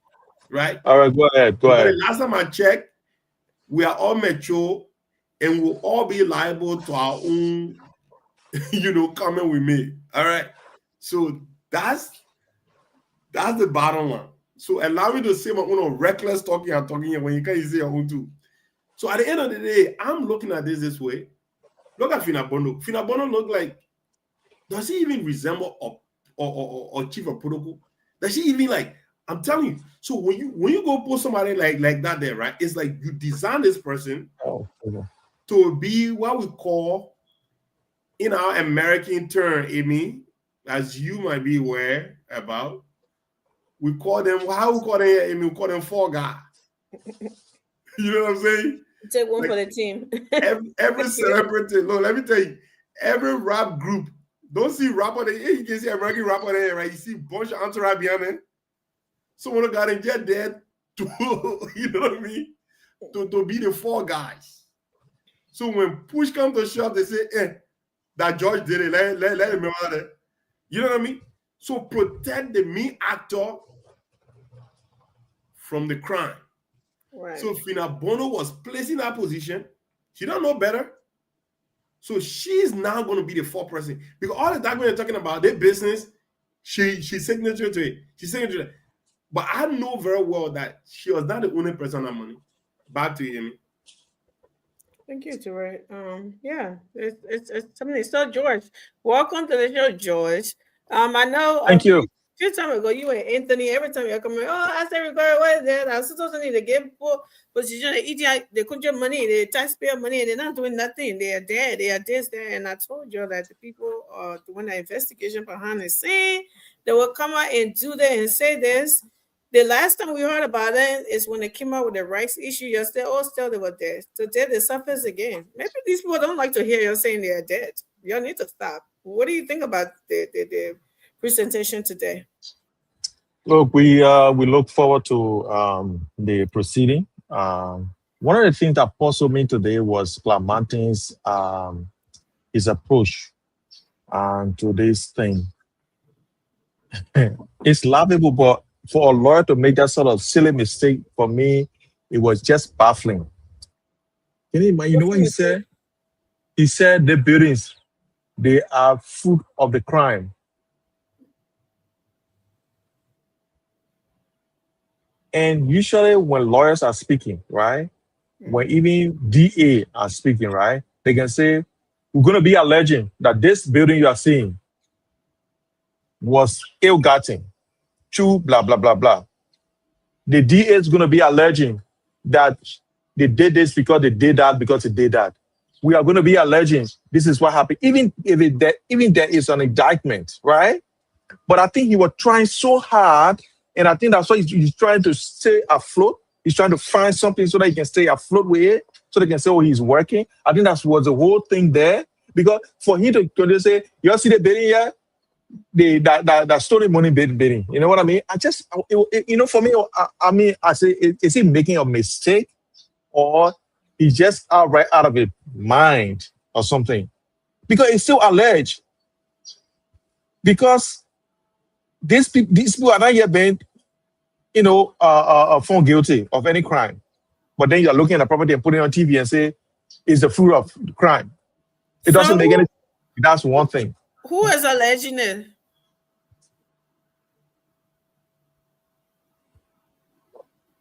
He is alleging that this will commit crime. Okay, so should he still say these Of buildings course, they are alleging? you see that I think I can make it. Yes, that's what I'm trying to say. Yeah, he still have to use that word. Say we are going to be alleging that this building was gotten through ill wealth, through siphoning money, through money laundering, or through this that we're going to be alleging.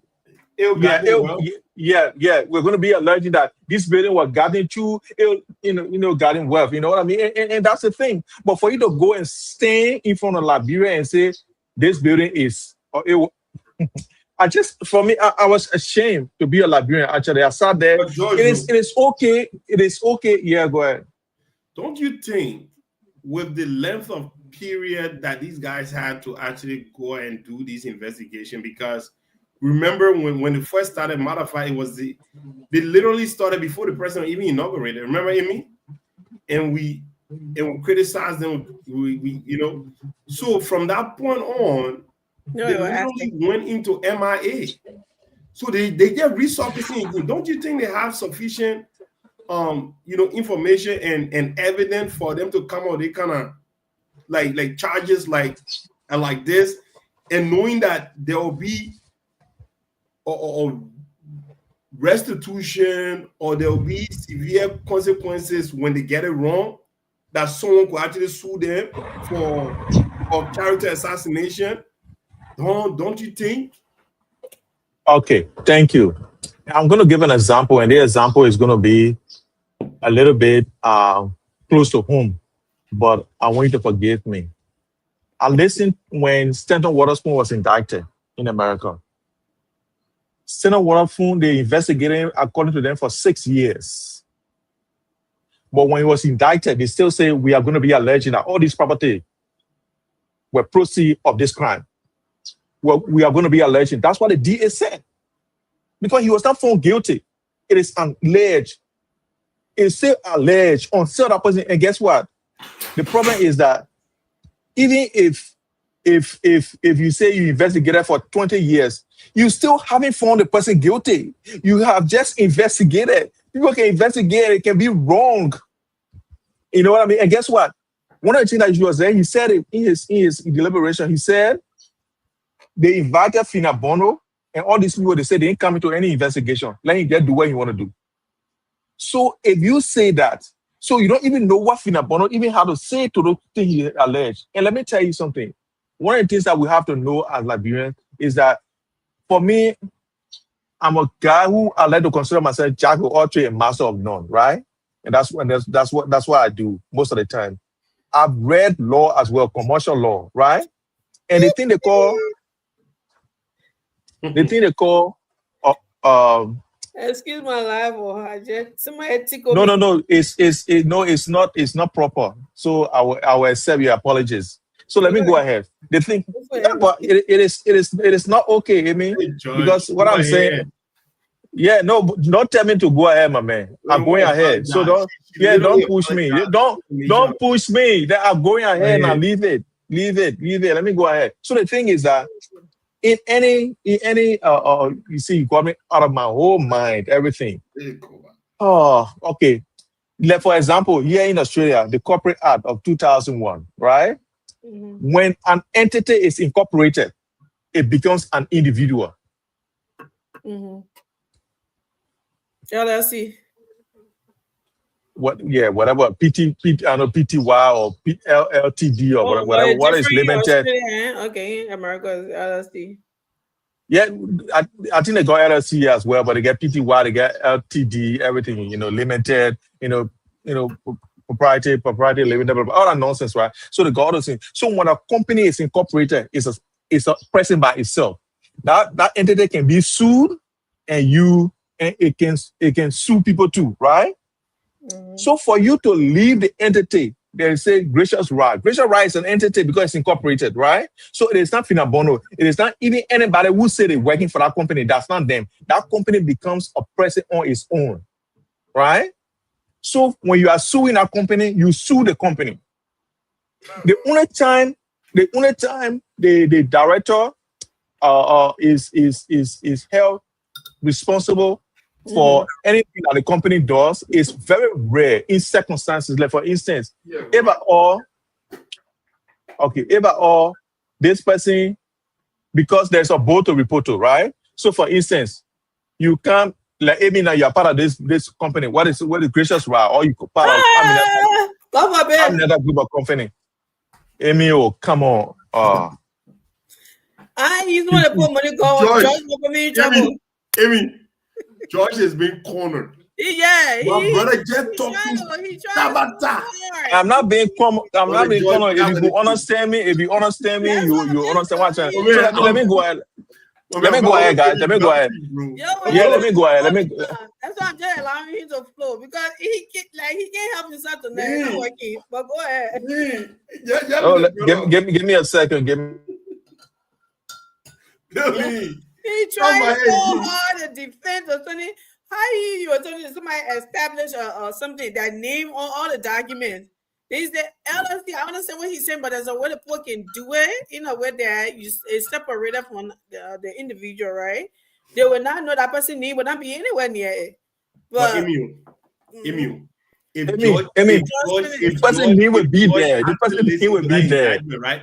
If George actually listened to the entirety of the indictment that have been read out, literally said that some of these businesses, they were not. So I'm finished. You jump me out. It says that did not even show any document of acquisition, right? Or someone who literally decided to even sell their share from the company. Nothing like that, George. So they're not going to like that together to come do damage control today, but come on, bro. Y'all gonna have a lot of problems trying to defend the other one, bro. For real. Look, the case is in court. I don't see any reason why we try to litigate the matter here, but I just wanted to say my own opinion because as here we state opinions. We don't know what is happening behind the scene. Here that's just opinions. So here's what I'm gonna say. If an organization is incorporated, because that's what they say, group of companies that incorporate that corporation right there, right? So you get board of directors. That is not that whole company becomes a separate entity for the person that even went to register it. That's not the person. That entity now is an incorporation. Once the documents are all with the the business registry, that business become a separate entity that can be sued and you can sue it. Even if I now go to Liberia and I open George Group of Company, right? You see me sign all the paperwork and carry it. But once they stem me and I meet all the criteria, they stem me, that means you can sue that business, but you can't sue me, George. But now, if that business does anything. But now when name is like for instance, listen now.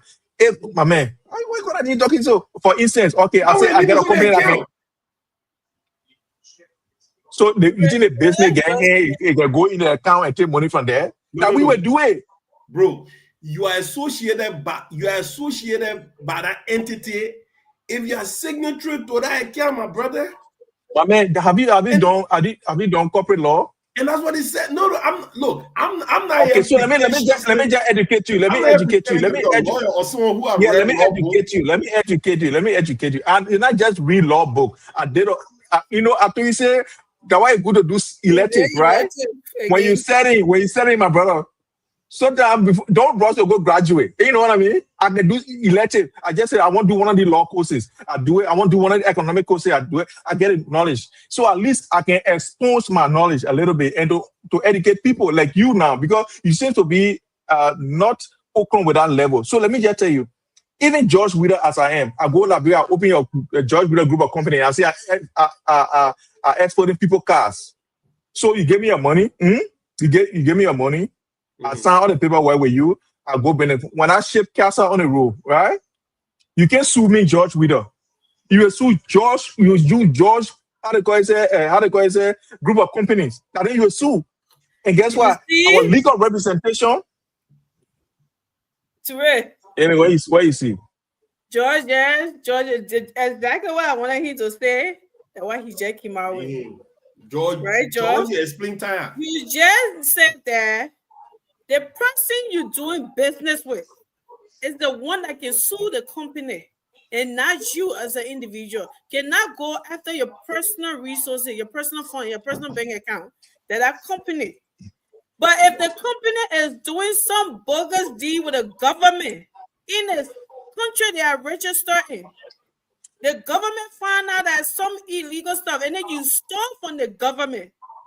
What you think that the company said go and walk and go somewhere? No. Individuals, they want to establish that company. Those are the individuals the government go after, not the company itself. So let me finish. When I finish, you are going to get the whole idea. Thank God. You're going to get the whole idea. Yeah, you are going to get the whole idea. So here's the thing now. Let's say, okay, you gave me the money, I eat the money. I bring no car for you. Then you kind of say, but George, I duly sign a contract with your company, George Group of Company. But what happened? My car ain't come. Then I said, my man, the car will come. You can go and sue the company. You not sue George Wheeler. You know that? If you sue me, that means you're suing. That's the wrong person you're suing. So the thing is that it's a technical matter, right? You are saying that the government can go after individual. It's true. There are circumstances on which year, under the Act, section 108 of the Corporate Act of 2001, the government can go after the board of directors or managing director or chief executive officer if, let me tell you the circumstances on which that can happen.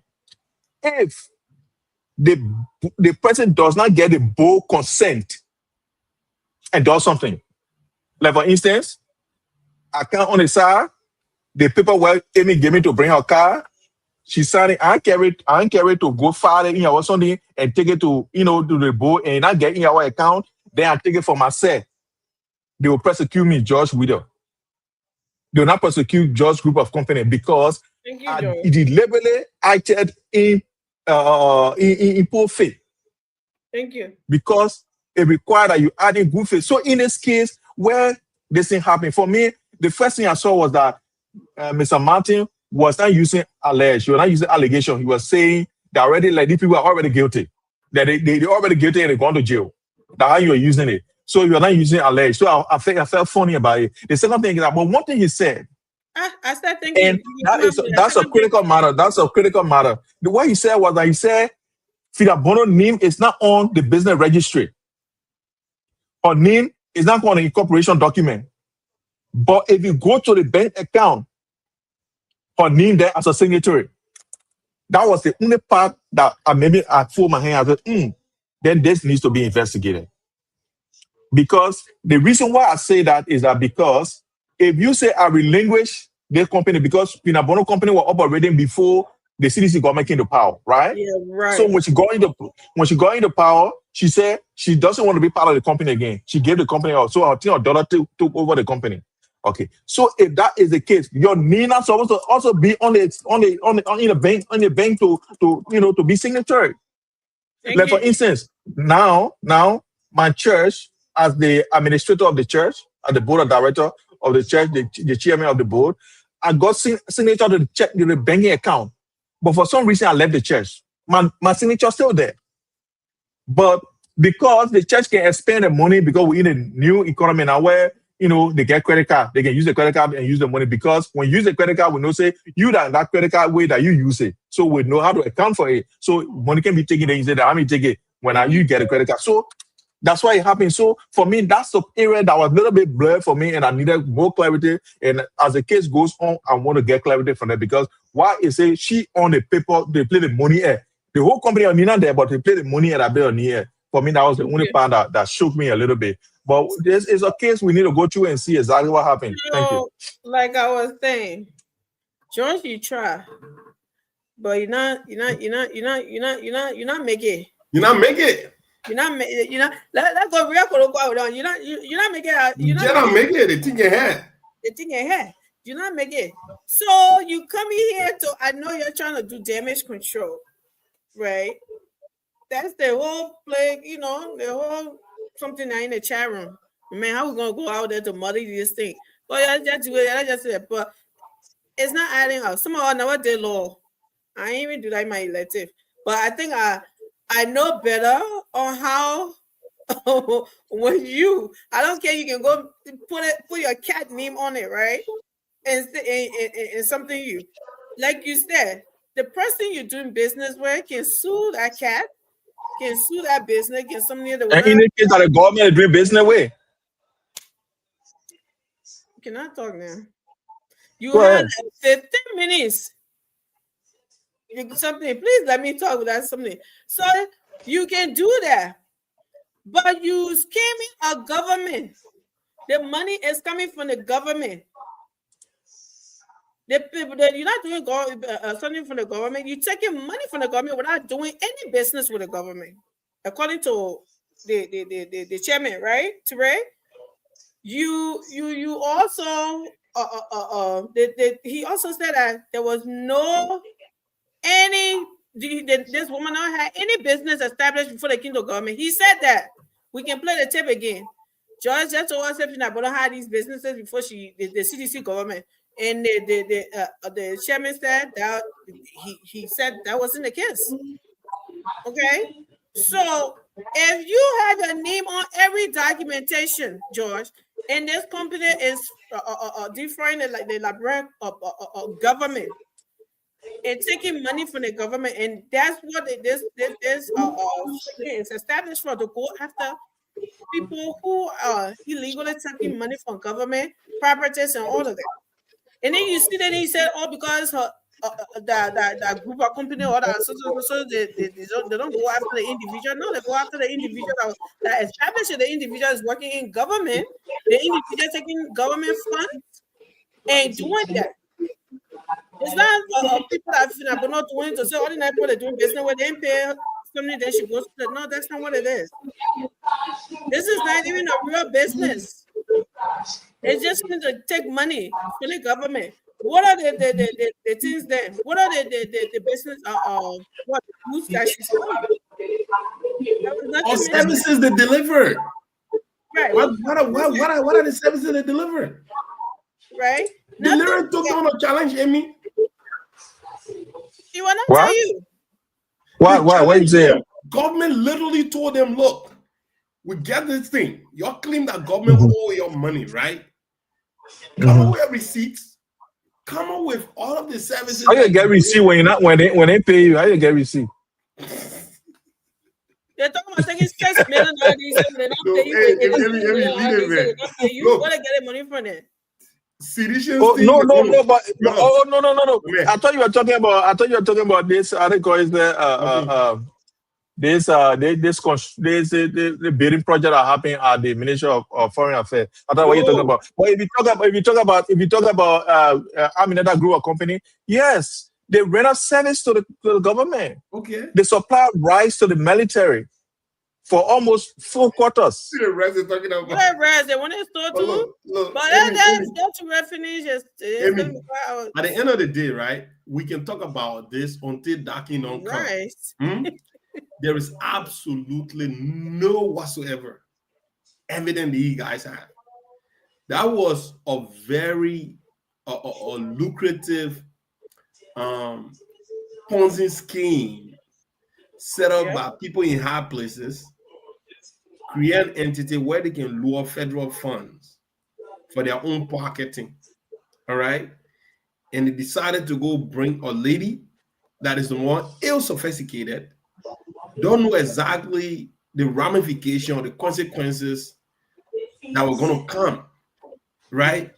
And the user, unfortunately, took advantage of her ignorance and had her sound all of these things, including her daughter. You know, this is not going to happen. There was $6,807,000 United States dollars, and then almost 800 million and change Liberian dollars. These are some of the things we're talking about. All right. Do you imagine that Fina Bono wants saying now nothing? No, hell no. You know, they got people in high places, and this is the thing that frustrates me about some of our brothers in the CDC, right? You had this kind of thing going on in that administration. Absolutely. With the posturing that people came, the massive party, right? The party that literally submerged yourself as the mouthpiece for the downtrading masses. But yet, all you guys did was to come and accumulate masses, ill-gotten wealth, immerse yourself into ill-gotten wealth for your own aggrandizement at the detriment of a very poor, suffering. My man, what you trying to do that sentiment you're trying to let's talk about a case. Your sentiment is going into. Yeah, allow me to be sentimental in my position. You can come and not be sentimental in yours, okay? Allow me to use my time, George. I can see you laughing, brother. You not make it, right? I'm saying, George, right? Look at Fina Bono wearing Gucci. You know what? Let me not get into that other one because here we go. I'll take it back to you, Amy. Yeah, so Josh, they want Josh, y'all still on these platforms every time. The people Amy, you want me to say something quickly? Okay. The people hungry. The people this. The people that. Y'all didn't know that people were hungry for 6 years. When we're telling you these people were looting, y'all want to come here. Why you can't go for it now? You ain't saying why you can't do that one. Then when they bring it to Ray, then they start coming on to justify, to look for twists and turn in it. What word, what term they were using that they're not aligned. Because they, come on now. Go ahead, Josh. You want to hold show to know we're giving to you, and nothing you can say to confuse them. But you try it. Go ahead. Try it. Go ahead, Josh. Okay. Go ahead. Yeah. So you see, guys, I am not saying Fina Bono is innocent. I am not saying crime was not committed. The only place that particular verdict can be found is in a court of competent jurisdiction. However, here are my doubts about the case. And those are the doubts I will continue to propound, right? I am not saying I didn't eat some of the money, even if it was the money that $6 million. I wanted to liberate my own continue. The people took my money and then they were delaying my continue in the fence so that I was going to pay new money over again because for storage. I call all the government officials in Liberia that time I was CDC time. All of them would tell me, so I will call you back. I will call you back. Nobody coming back. My continue sit there for extra 2 days and I paid the money. And then I told the continue for in the fence. The people, they follow me. They call some people follow me. They saw my generator because our big generator. They say the generator, I put the generator on the paper and I pay for a bulb. They were not expecting the generator to be big like that. So they went on Google. They searched. They said the generator, it costs 15,000 United dollars. How can you say when it costs 2,500? I said because I use generator, I bought from a show that I use generator. So that why it costs 2,500 for? They say a lot. They took my generator from in the Tony Park to Freeport. I paid them I paid them 1,000 some more US dollars before they could release my on a CDC government. So I'm not here to cry for CDC cry. I didn't eat some of the money. But here is my doubt. That means that this particular thing here is my professional knowledge I'm trying to spread here. And as the case progresses, you'll hear the same thing I'm saying, you'll hear either in the court or you'll hear in the corridor of this case. The first thing, this man prejudiced the case by saying they must go and seize the properties. You cannot seize a property where there is no verdict against the people. You see it? He said they must seize the property. Even when the John you bought it again, he said John you bought it, all the contract you get them must take everything from him. You cannot be you can't indict somebody. The person go to the case, the person not found guilty yet. Then you say they must take contract from the person or they must take all the houses from the people. It doesn't make any sense. So I don't know where he got his backing from to make you to think that. So when you take all the houses from the people, you take all the contract from the person, then you go in court now. The court say the man is not guilty. Then what will you do next? You go take the contract now to give it back to the person. That what it doesn't work like that. It doesn't work. That's how the legal system works. The legal system works when the person is found guilty, sweep. That what happened to even Stanton. When someone was found guilty. Today? What's Stanton got to do with this? You want me to say something? You know, say Stanton was found guilty for stealing from the American people. They ain't got nothing to do with Stanton. No, but at the same thing, I'm trying to tell you the same thing. You did something wrong because he opened your school, and that school he used it to invest some money. At the same thing, the people open company and they use the company to take money. That what the people are alleging. It's the same thing, Amy. You cannot say I just using an example because it's a case of common knowledge here on the show. We all know it, so that's why I'm using it as an example. I don't hate the man. The man is a brother, but the thing is that what I'm trying to say is that the way the case is going. These people, the same way they collected yellow car them in the street and they park there and they go to them and say, y'all get it, put the car back. I hope it doesn't happen again because I think they are so they are so anxious that they try to make the common mistakes. Because the first thing you say, we allege that this will happen. The court, when the court get the power to impose a guilt verdict and to say, yeah, this is what happened. You can allege as a DA. The judge Anthony, you can allege, but you cannot say the person did this. So you come into, and that's what's going to happen. If I am this girl, if I am these people, if we are going to court, we say that case should not be held in Monrovia. Maybe we'll carry to Grand Coup to go have it there. Because people showing pictures of the people's lifestyle on Facebook, it will prejudice all the jury. The jury then will see these things and will prejudice it, and they will be thinking that, they already guilty before even the case starts. So I don't know what people are doing that for. They put it again on Facebook because you get designer bag. That people put a girl on Facebook. Come on, people. So let me ask you, Josh. People put this girl on Facebook, or she was flunking her own lifestyle on Facebook. Which one is which? What people went in her bedroom and took these pictures from there. Amy, you know better than that. You know better than that than to say that. Then why are you saying people are putting her on Facebook? Where do you think people took these pictures? I mean, now that the case has come up, you used to post the picture, yeah? No, you used to post the picture? No, I said you used to post it. You used to post the picture. No. You asked a question. Let me answer. People post these pictures. They're trying to connect the dynamic. Where somebody get a hard-earned money from, Ray, and be flunked in there like this on social media. If it's not a scammer, then or con artists, then who do stuff like this? No, I see Mayweather doing that all the time. I see Mayweather doing that all the time. So don't just say you just. Oh my God! Finish. Yeah, I see Mayweather doing that all the time. Nobody say he's seeing the money. He's fighting for the money. Anybody can live their life any way they want to live it. The only difference is that if the person commit a crime, then of course. If that person is found guilty, then of course. But you cannot say, oh, she flaunting well, so she get goaching. That means she's people that get goaching on and making more every time. Because somebody showing, just stop that thing, man. Just start prejudicing space. You're welcome. Thank you, Josh. You thought everybody listen to you. I hope you can restrain Amy. As you can do the thing as Amy, you can see George's effort in trying to, water down this conversation. Yeah, the people then who wants to be like, bro, right? Water down this conversation. But George, to even build a moral equivalency without a fraud money making Mayweather is absolutely absurd. Who's Finabono? Prior to Finabono becoming chief of protocol, where was she in terms of her financial earning? Where was she on the Liberia's money people list, to put in a layman term? Was she considered as one of the 10th or 20th richest people in Liberia? Oh, I bet not. You know what I'm saying? So when all of a sudden you start seeing that person operate in a soonest of time, displaying certain financial opulence, Yep. then obviously, George, it bears the caution.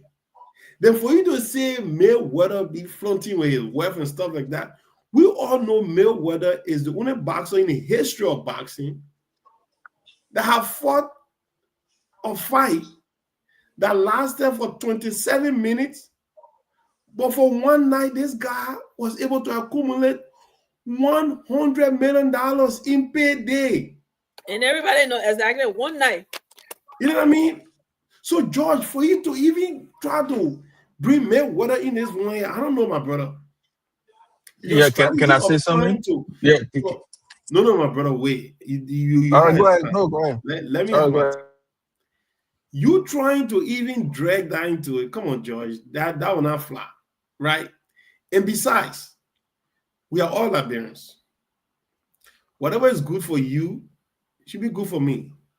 But whatever you tend to do that will hurt me and my bottom line and the future of the country, when poor people are in the street, when children can't afford benches in schools, when teachers are not paid, when police officers, but to find a daughter of the chief protocol, leveraging in all designer assets like Gucci, Christian Dior,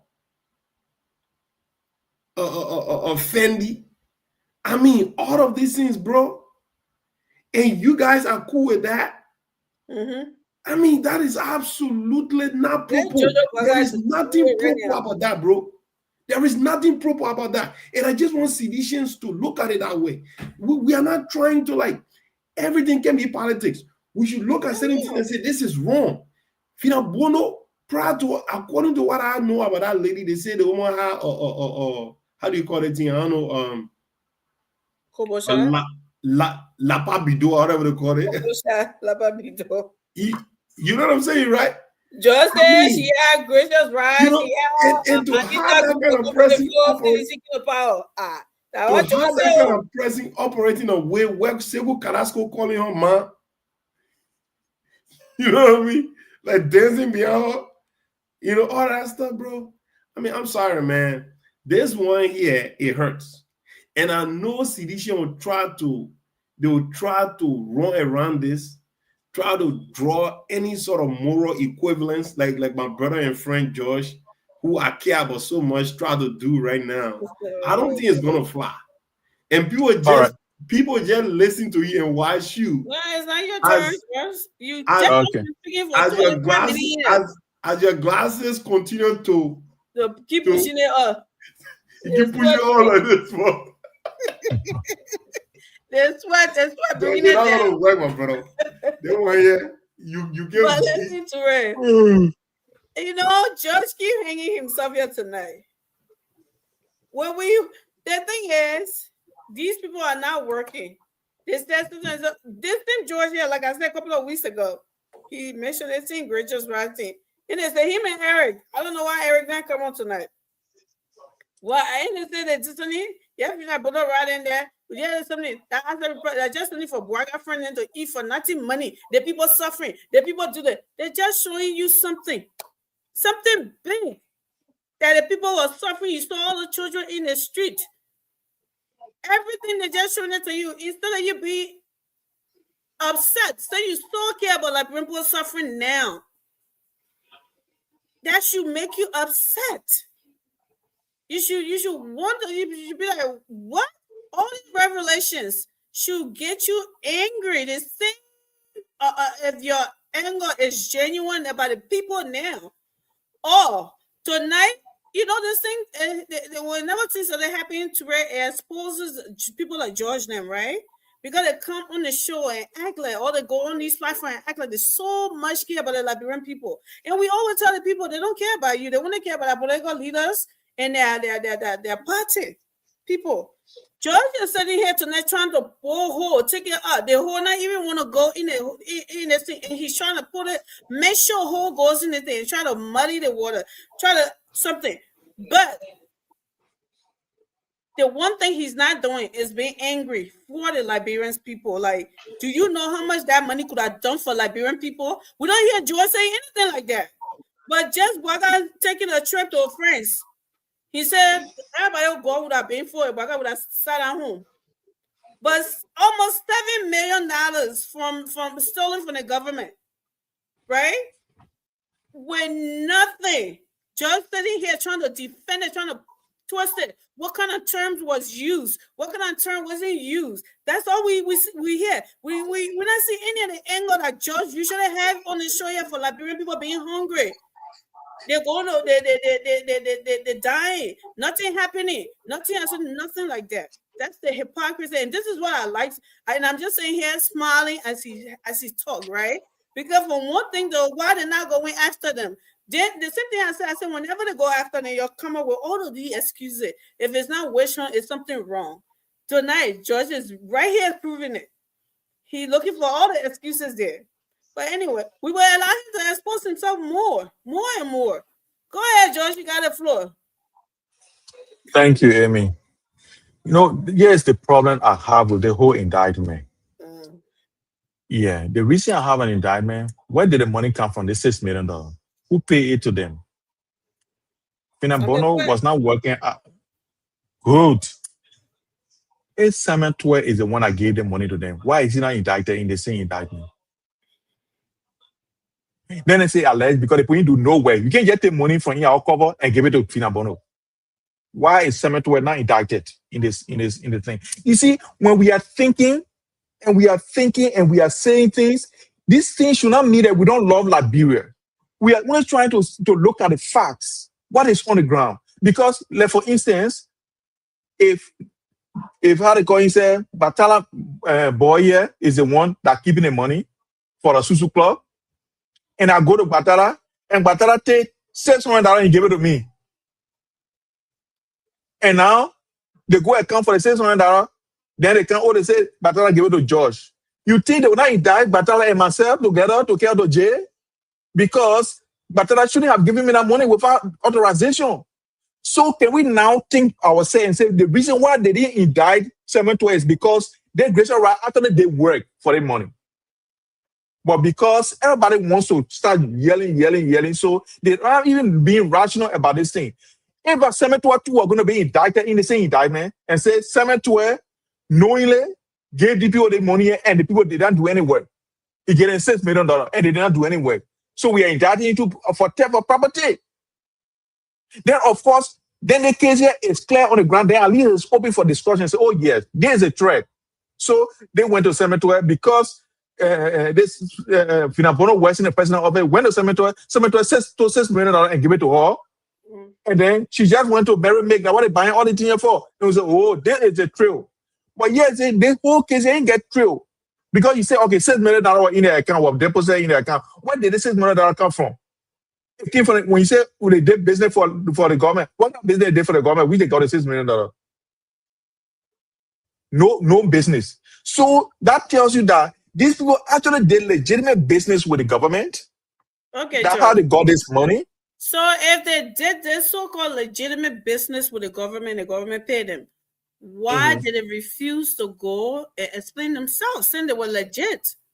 Why, when they called them for an investigation, they disrespected the asset recovery and never show up?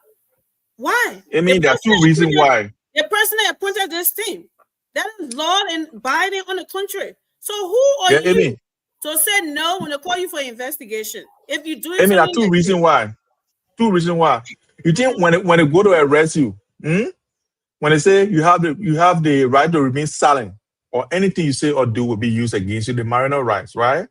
They're giving you a right because they too got right to say without going for no investigation, do what I want to do. They have the right to do that. Okay, so who doing something the right? Not like disrespecting president. They're disrespecting They're not right. No one who doing the right thing. Wherever somebody want to indict them for something they didn't do, they will sit there and say, "I'm not going to do whatever you want." So who doing the right thing, doing the right for business, getting the money the right way, and then people try to smell a name into something. Then they sit there and say, "I'm not coming. Do whatever you want." Who does that?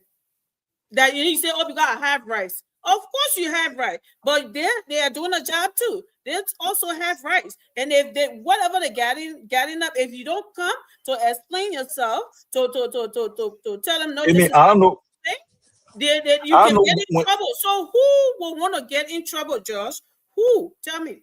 Amy, when you're talking to teen, I don't know whether you can think them through sometimes. No, I Maybe they know. can just somebody can just call you on the phone. Somebody can just call you on the phone and tell you the thing. Hey, Amy, brother, that what it is you your are right. not the lawyer now. I'm asking you to think for me. Amy, you can be innocent and still say, I'm not going to talk to you.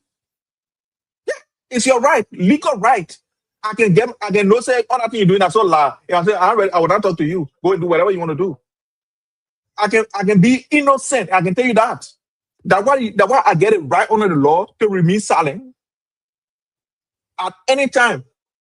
Now, once some people they can go to court, they can carry them to court, they can be in the court, they can exercise their right, they can exercise their right not to even testify in their own proceeding. You know that? It doesn't mean that they are right. That's why they can rear in court. They say the defendant can decide to testify or not, and you should not hold it against them because they got a legal right to do so, to remain silent. So I can go to court, said today, they say, oh, George did it here. I can go to court. I'm a lawyer there. I will not testify. I will not say anything to anybody. I got it right. That's what the law gives us the right to do, Amy. That's why when we are saying this thing, I think that what we need to do is that let's cooperate to share the knowledge among each other. Because sometimes knowledge is not common. This type of thing. That's why people can go to school to get this knowledge for. So when we get it, you might appreciate the knowledge that we got, so we can explain to you, Amy. That's the thing. Anybody, you can be innocent, you can be guilty, you got the right to remain silent anytime you want to. You can exercise right. Now, get the fifth amendment or the second amendment. Thank you, George. The second amendment in America. Hey, the second amendment, you can exercise anytime you want to. Thank you, Josh. It doesn't mean that you get it or not. Okay. But again, we got it. So let me take my own knowledge that I don't have. George, who the lawyer here? He telling us that somebody can be accused, right? To rape. And then instead to the house and say, I plead the fifth why I stayed into my house. Now why in court with a lawyer? For the lawyer, so he actually had the audacity, this lawyer sitting on the show here, to tell us that when people go to court and they don't testify, they are sitting there, people accusing them without anything. To rape. Don't they have lawyers sitting there fighting for them? When the lawyer telling not to go on the stage, they have people that are coming and defending them and talking for them. Or they be saying out to the house and say, I'm not coming anywhere, accuse me, and put or something. These are the lawyers that we got in like brother telling us, we want to know anything. They want to tell us that this is how things work. Can you imagine that? How are you being accused for something? You say you're a lawyer or anything, nothing going on, and you say, oh, you can choose so because of your right to say, oh, you want to remain silent. You want to remain silent, you stay to your house to remain silent. But guess what? Then that's why you if you want to run now, then you stay to your house and remain silent. Do something, because I don't know how you pull the two together. Somebody in court, your lawyer said don't get on the stand, but you got people there defending you. You got people there talking to you. You want to compare it with what Fina Bonan doing because they're hiding, they disrespecting the order of the president. He said that because that when we're talking 18, you're not thinking it through. You're not thinking. Are you really thinking it through, Mr. Lawyer? Because I don't know anything. I think I'm thinking I'm doing more. I mean, don't call me a lawyer. And I didn't tell you I'm a lawyer. No, You're being sarcastic. Don't call me a don't lawyer. me. Yeah, but don't call me a lawyer. Call me George. I'll tell you a lawyer. That is disrespectful. Said, no, George, we're not arguing on the show tonight. Bro, you literally said you did some intensive studying. Yeah, you did it. I didn't say I'm a lawyer. I said I did a course. Okay. Yeah, you said you say you did. That doesn't make me a lawyer. I said it. I say I'm not a lawyer. You say you became, but I did. You literally say you became an engineer by default. Look at the other thing. Let me finish talking. So you keep me telling me that. You're talking about nonsense. Listen, you keep me telling me that I don't have knowledge. I don't think things through. You put it on me and say that somebody listening to you. You don't know the knowledge. We were going to school. We get it in it. Now when you say I'm not going lawyer, you're a lawyer because you got the knowledge and you went to school for it. Not because you use me. But you know that you're a lawyer, you are not paying attention because that's not how it works. I wouldn't have the degree or no side in class for it. I teach just by seeing how it operates, seeing the practices of it. I know how it works better than some of y'all that went to school, because there's no way anybody can go sit down in at home, they're being accused of something, they're being arrested, be put in jail, then they say, oh, I'm not saying anything, put me in jail. Oh, I'm not doing, no, sweetheart. When they're staying there, they got somebody in court. The lawyer is there talking for them, or somebody else is getting on that stand to talk for them. They don't just sit at home and say, I plead the fifth, or I'm not taking a stand according to you when you say that. So don't come here and can't give her that whole lawyer something and not adding up. What these people did, they know they were hiding for something. Not because they have rights. And so they thought to let a lawyer to go to the court to go to something. Then we know that they feel these people doing something wrong. But they know that they got them. They dug behind them. And they got everything to something. So they're talking about, oh, they're not coming. You're not coming. That's everything. These people are not just going to pick up something and come because they know what happened the first time. They go put an order, stay order on the whole thing, because the way they went after those texts and stuff. So you think they're crazy? They will not do the right thing this time around. They will just can't jump on and just can't stand on stage and say, oh, this and that. I doubt it. So when you're pretending to care about Liberia, want to see the right thing happening, when it's happening, there shouldn't be nitpicking issue, not because it's happening to somebody that you claim you love or they're in your party. So something is wrong with it. It's not coping this way. It's not flipping their way. It's not, no. That's hypocrisy. And some of our been saw it from long distance. But we'll continue to here to show the Liberian people that what we tell them, people who act like they care for you because they're not there anymore, they know all the ills, how these things something there. But when they were there, they were taking millions of dollars from your mouth. That children were flaunting on Facebook money that everybody is supposed to be enjoying. They were taking it and giving it to their children abroad, living Bill Gates children in. Bill Gates children in, so don't even flaunt that. Bill Gates, Jeff Bezos, Warren Buffett. When have you seen our children doing those nonsense? Nobody that genuine will be so there. When the people in that got it the way they're not supposed to. But if you ill-gotten wealth are not really they are not managed appropriately. No, they're not. Right? Because you did not, like you and I at work, sometimes 7 days a week, 365 days a year. We know exactly. I mean, hey, look, because we work, so we value what we earn. And Absolutely. We don't just go by just leveraging them on buying things. I don't. If you look in my closet, you're probably gonna find 2 designers,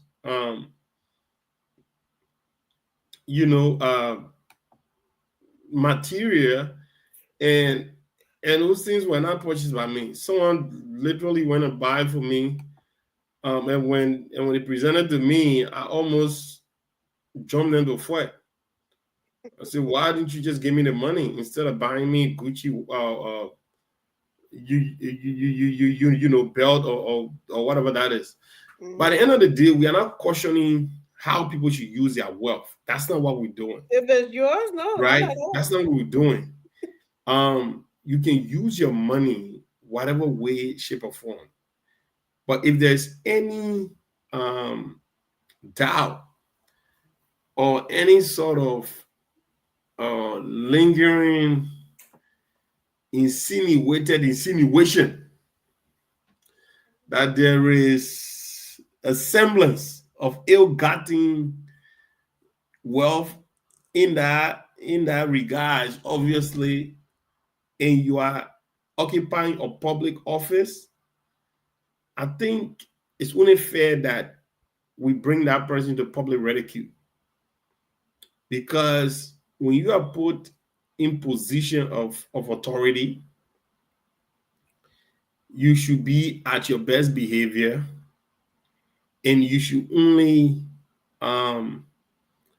immerse wealth that is issued to you, not something that is ill-gotten, not using your office or your influence to siphon public funds. I think that is wrong.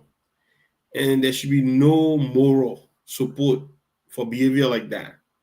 Because if we do that, we are setting a very bad precedence, irrespective of your political party, political persuasion, or moral standing. Wrong is wrong, right? And I'll say this, Josh. I'm not saying this to exonerate Unity Party or any other political party in Liberia. This has been a systemic, like it happened. It happened on Ellen Johnson Sirleaf. And I'll even go on a link to say this. You know how we talk about the corruption in President George Manneh Weah administration, right? And I've said this consistently. Even in the current administration, there are corruption happening. But what we are seeing an act of pursuing people that are alleged to be corrupt. That's effort has been applied. You cannot take that away from President George, from President Boakai. When President Boakai is in the know, he acts. Right? Early administration, there was rampant corruption happening in Madam Sirleaf administration. But the difference between Madam Sirleaf administration and that of President George Manneh Weah, they were able to do it in a sophisticated way. And Joe, you and I can agree on that. I think early corruption, and they were very, very meticulously, careful in getting caught.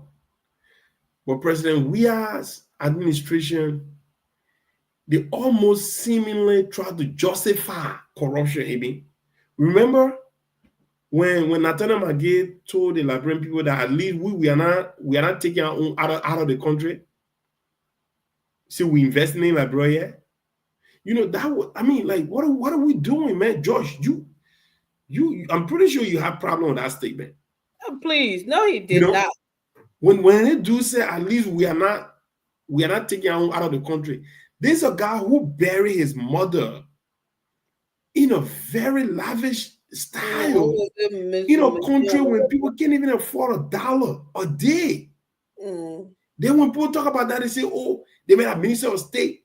They can afford the money." What are we talking about? What are we doing? Prior to President George Manneh Weah becoming president, when Nathaniel Magee could even go close to burying a mother in a manner, shape, and form, and people say, "Well, he didn't have resources, but now he got it." How did he get the resources? From the state. So you see, these are some of the things we're talking about. We want the country to move forward, but we are not willing to stomach the things that are holding the country back. We are not willing to deal with the things that continue to plunge the country at the best of self-destruction.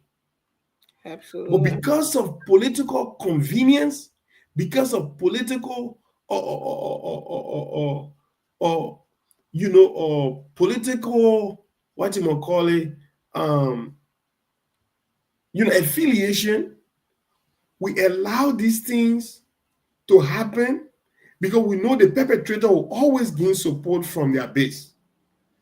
So where are we going? Someone steal money from the state.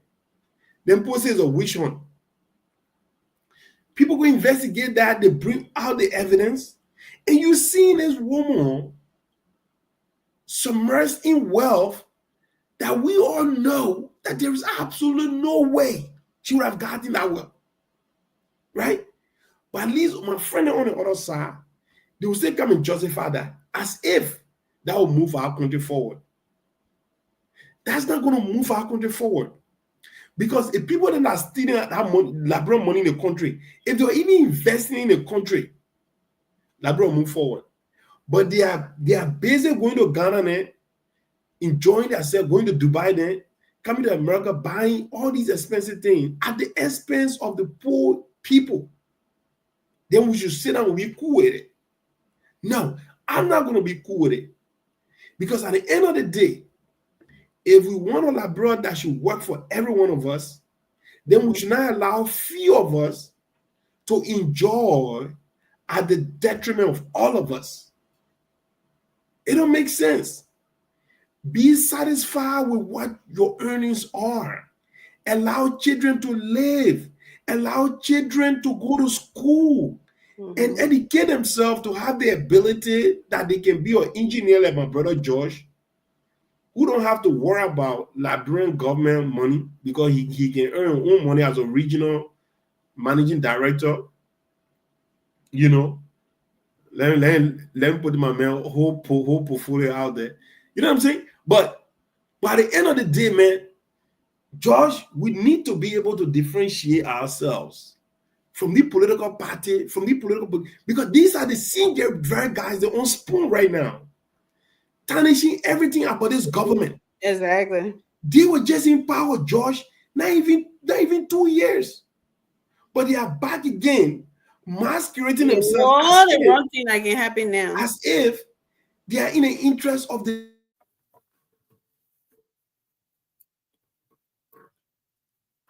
But he took that whole wealth to Paris, France. You know what I'm saying? Like, bro, we can't be saying we are fighting for the people, but at the same time we are insensitive to the plague and the political destitution and paralysis, enigma. I know. You know what I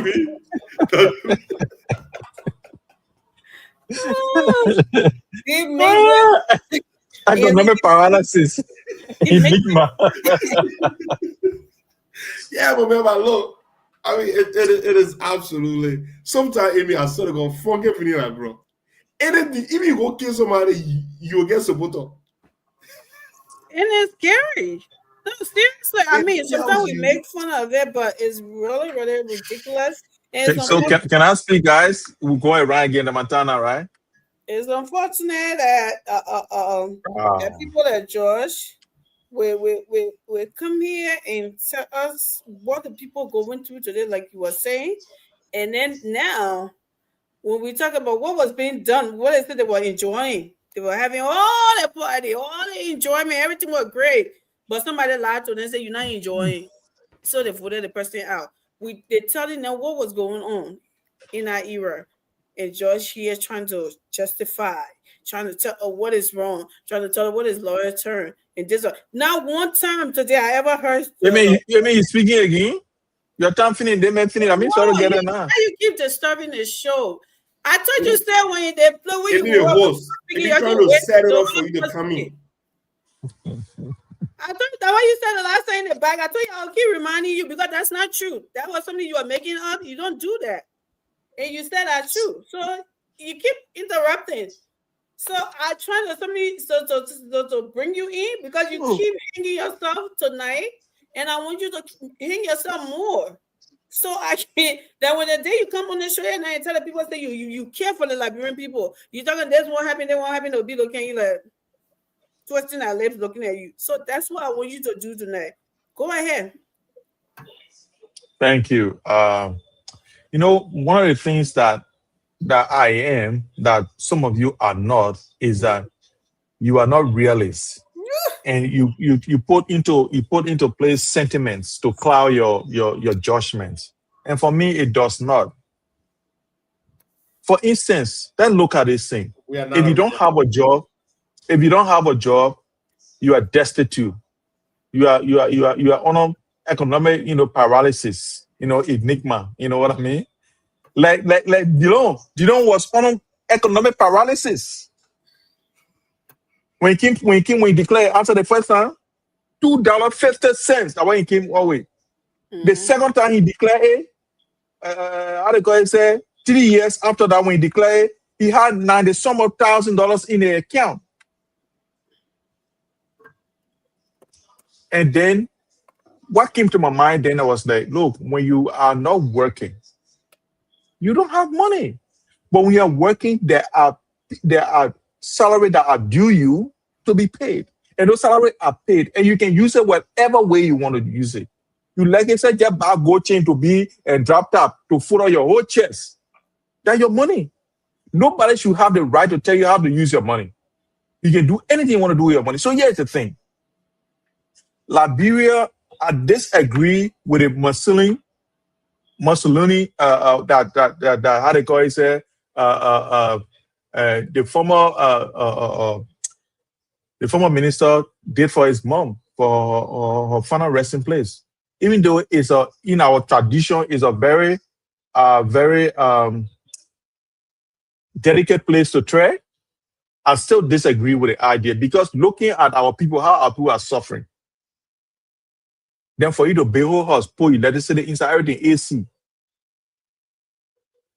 for a dead mother, even though it is your mother and you can express the love anyhow you want to do it, I just felt that politically it harmed us as CDC. The second thing I disagree with was Atara's going to France, Paris to get married. Even though that his money, he worked for it, he could do anything he wanted to do in the world, and nobody had the right to go to him to question him. But politically, it harmed us because people were suffering. The people that voted for you to get in that power, they are suffering. So the money you get, even if you want to lavish it, you got to do it in a way that it will not be in their face. But what he did when he went to Paris, it was like shoving it in the people's face. He did not see the money, that's his own money. But the way he spent it was like opulence, right? So it affected us as CDC. Losing that election was some of the reason why we lost our election.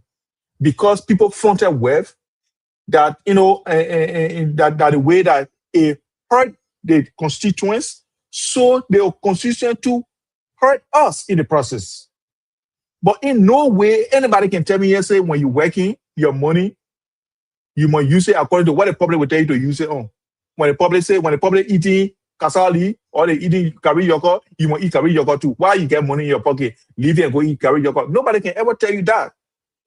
But politically, if you look at the political side of things, you have to be moderate. Even when you get that income coming and it's fair and it's right for you, it's due to you, it's your possession. You work for it. You still gotta be very moderate in spending it, so that it does not feel as if you are flaunting it in the face of the people who you were like them yesterday. It will cause jealousy and will cause backlash. It happened to us. And we are in the process of healing. We are in the process of telling each other the mistake we made that cost us the election. We are doing that. One of those is for this company that that we did not know of. We did not know Gracia Ra. People used to say, "Oh, Gracia Ra, that Finabono get it tested and Finabono get it tested." And we didn't know that. Not knowing it's a company that she's established. The company got its taxes, and so far so good. And in the indictment again, they did not even mention about the taxes anymore. I didn't see anything that was mentioned, but I can be corrected. But I think those tested and they put it to rest because they know that it was they were chasing their shadow. So in this new indictment, no tested been inside. They're only talking about bank account and money that are in the bank account that are not there anymore. So that's the thing.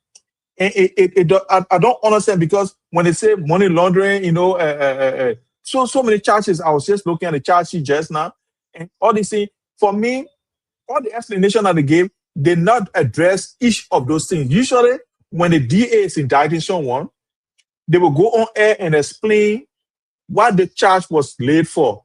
They will tell you this is why it happened, this is why it happened. But even in the written indictment, they did not address each of those charges. But again, they are the government, they can choose to do anything. I am not here to back for Finabono to say that Finabono did not take money, blah, blah, blah, blah.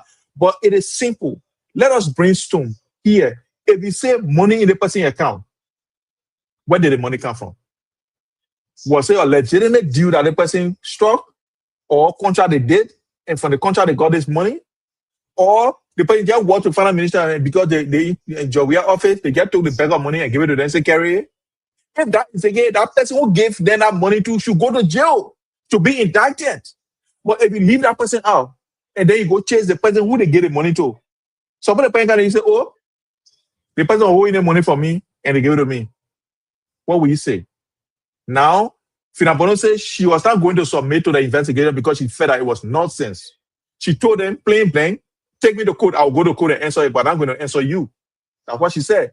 And everybody has that right. We should not sit here in our good conscience to say nobody get it right to say they answering any question to any investigator. You have the full right to do so.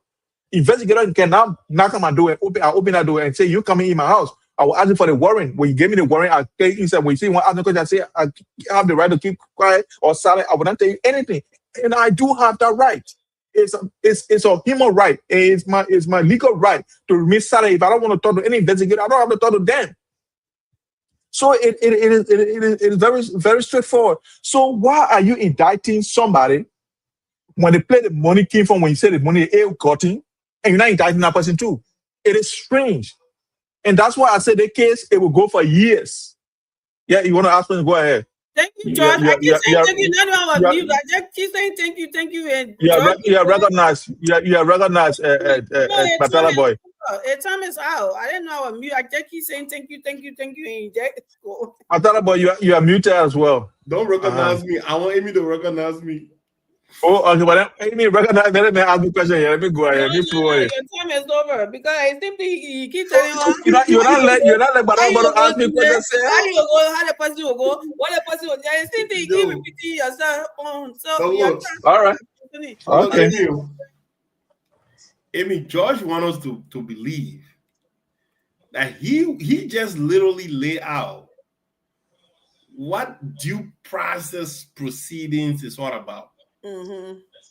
So, George, you telling us about due process, which of course Phyna Bondo and all of the alleged perpetrators, they'll all be granted due process, bro. Liberia is a country of law. It might not seem like it, but we do have all of these prerequisite processes. So she'll be granted duly a due process. And that's what the gentleman said today. But you're telling us that before enacting these actions that these guys went on, they should preempt that by actually going after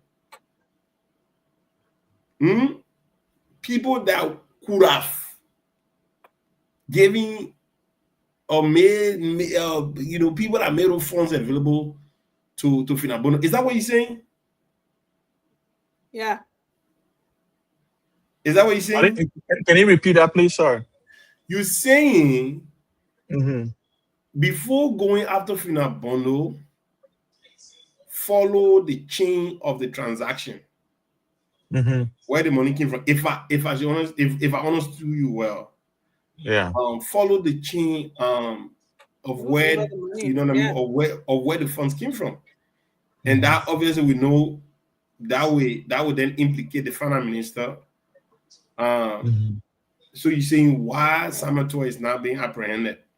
And I'll tell you why. The reason why Samuel Tuah is not apprehended, because Samuel Tuah is a government official, and the company that we're talking about, they are not government or owned. These are companies that individual register to render service to government. You see where they didn't talk right? me? Well, of course. You see where? Of course. Like you, wait, George. If you go ahead and register a construction company, honor George and Brothers Incorporated, right? You pay for a government contract, right? You pay for a government contract, you won the contract, and the finance minister, through whatever means, they dispense of funds to you. You are a contractor working for government. And that's the same way. Then why they will come to me now for? Okay, why would I said they come to me? Well, I got the money legally. That's what you're saying. They say when you LeBron say, Amy, what? You hold rope. My brother, it doesn't work like that. It doesn't work like that. All right, go ahead. You can't preempt investigation. Everybody get their way of getting to the final resolution. All right. At the end of the day, the goal is to reach to the final resolution. Whether you started from the top, you started from the bottom, somebody will get implicated, somebody will go to jail. You know what I'm saying? I get it what you're saying. But right now, the active part of this investigation is where the money is, right, Amy? Where the money is. It's not where the money came from. Let's get to the money. We're trying to recover. It's called recovery, Josh. We will deal with whatever gonna happen at the back end. But let's get the money here for it. Let's get the fund, right, Amy? So, You can't say if you're a firefighter, Amy, you get to a burning house. What is your responsibility at that moment? You're trying to extinguish the fire, right? mm-hmm. You're not waiting to Who started the fire? know where the source of the fire is. In the midst of an active blaze, you want to extinguish the fire first. Then investigate what started the fire. So let's get the money. It's called recovery. We're trying to recover government assets. The liquid cash is in Finabono account. That's what we're trying to get first. Then we'll finish getting that. Then we'll look for all of the pieces of the puzzles. Hey, Josh, does that make any sense? But Yes, it does. where I can also understand what George is saying, right? About where the money's come from. But then again, we're talking about Finabono here. Finabono is the one that everybody said, so now the money can just come, like, they just take the money and give it to them. And so some talk who have not, maybe it's some of the money that they can just take and just take it to George Weah, take it with a bag, go to financial, get it there. Who knows, right? It could be one of those things. I'm just saying, I don't know for a fact. I'm just kind of, assuming, but I can understand if the money is coming from the finance ministry, then some people need to answer question. Well, why did you give money to the? Well, if they never did it, Exactly my point, Amy. If they never did the first job, how come you kept giving them money over and over every year? It's called recovery. Recover the money first. Well, no, I understand that. But it also makes sense for someone to answer if he was giving the money to them, because if the first time, if you still they were doing contract for the government, okay, what kind of contract, what kind of services they were rendering to the government, right? And if they didn't do it the first time you paid, and the second time again you paid, and then like because you said over the period of 4 to 5 years. So why were you giving them these monies? Amy, quickly, let me say something here, Mama, before you finish. I just want to buttress you. For example, you cannot recover or legally gotten money. So it must be wrong where it's coming from for you to recover it. So suppose I go to work every day, then they pay me my salary. Then you come to me and say you want to recover my salary from me. Well, you're not going to play. They give me the salary. They say, you get your salary, you go to work every day. At that point, it's exactly. And because the people did work, that's why they get in the money. So if you go there and say, there was no work done. That's what he said. If these people did work, they asset recovery. Then the people that get in the money should be in jail first. No, before the people that's not how it works, Josh. That's not how it works. I understand what you're trying to say, right? But right now, Samuel Tuah is not active in government, right? So this is not an active crime scene, Josh. So there is no urgency to stop the crime. The crime is not being committed now. So let's get to the liquid cash. Let's get to where the money is, right? But no money in the account. No money there. What are you talking about? So at the end of no the money day, there. They said $6 million passed through the account. See, there's the thing. Like I gave you the simplest of analogies, right? Taking that money, I wasn't running no. They almost had a real estate somewhere in Broadville. Yeah, they don't want you again. Right? So there are areas that they can recoup from. So at the end of the day, I just gave you an analogy. If there's a burning house, you don't want to decide where the fire is coming from. Like literally go there, gun blazing, to use Donald Trump, say about the Nigerian, he's gonna go there, gun blazing. I like it. What an idiot. But look, you go ahead for it, get the fire out, and then investigate where the fire started, right? We trying to recover government assets. The assets are out there. We don't have any incentives right now trying to know where the money comes from. People are being arrested right now for being. Look, that will be later on. Right now, we're trying to get what we're trying to get. The money was taken from government coffers. Money was given to these people. You're not understanding me though. Some people are at South Beach right now, like you said. Remember when you played the But tip? these are people that the government money was given to. All right. These people were working for those companies that were issue government money. All right. So all the individuals you're talking about in South Beach, these were individuals that government money was given to. Money is already out of the government coffers. Monies are out in the street. That's what they call asset recovery. They are there to recover assets. Whosoever was the finance minister that dish out the money, that person don't sit at the authority or at the finance ministry. So we don't care about that person right now. We care about the people the money was given to. Let's recover assets from these people. Then we'll get to all of the illegal proceedings that went through from the Ministry of Finance, and the person that was in charge of that entity will be held accountable at a later date. But he is at no risk right now. We will get to him later on. Let's get to the money, where the government money was sent. And I'm telling you right now, it will be linked. I can tell you right now, some of the money did not stay with Finabono and the people that are in jail right now. Those people just there, those people only a penal change. Top government officials were the ones that were really benefiting from their money. The Minister of State, that Nathaniel McGill got there. All the guys there that didn't want some fooling those funds. They just put these absolute unsophisticated individuals like Finabono in space to use them as the foreperson, right? Or collateral damage or whatever you want to call it. So that way they will not be signatory. Yeah, because you're not going to see Samuel Choi name on any of those documents.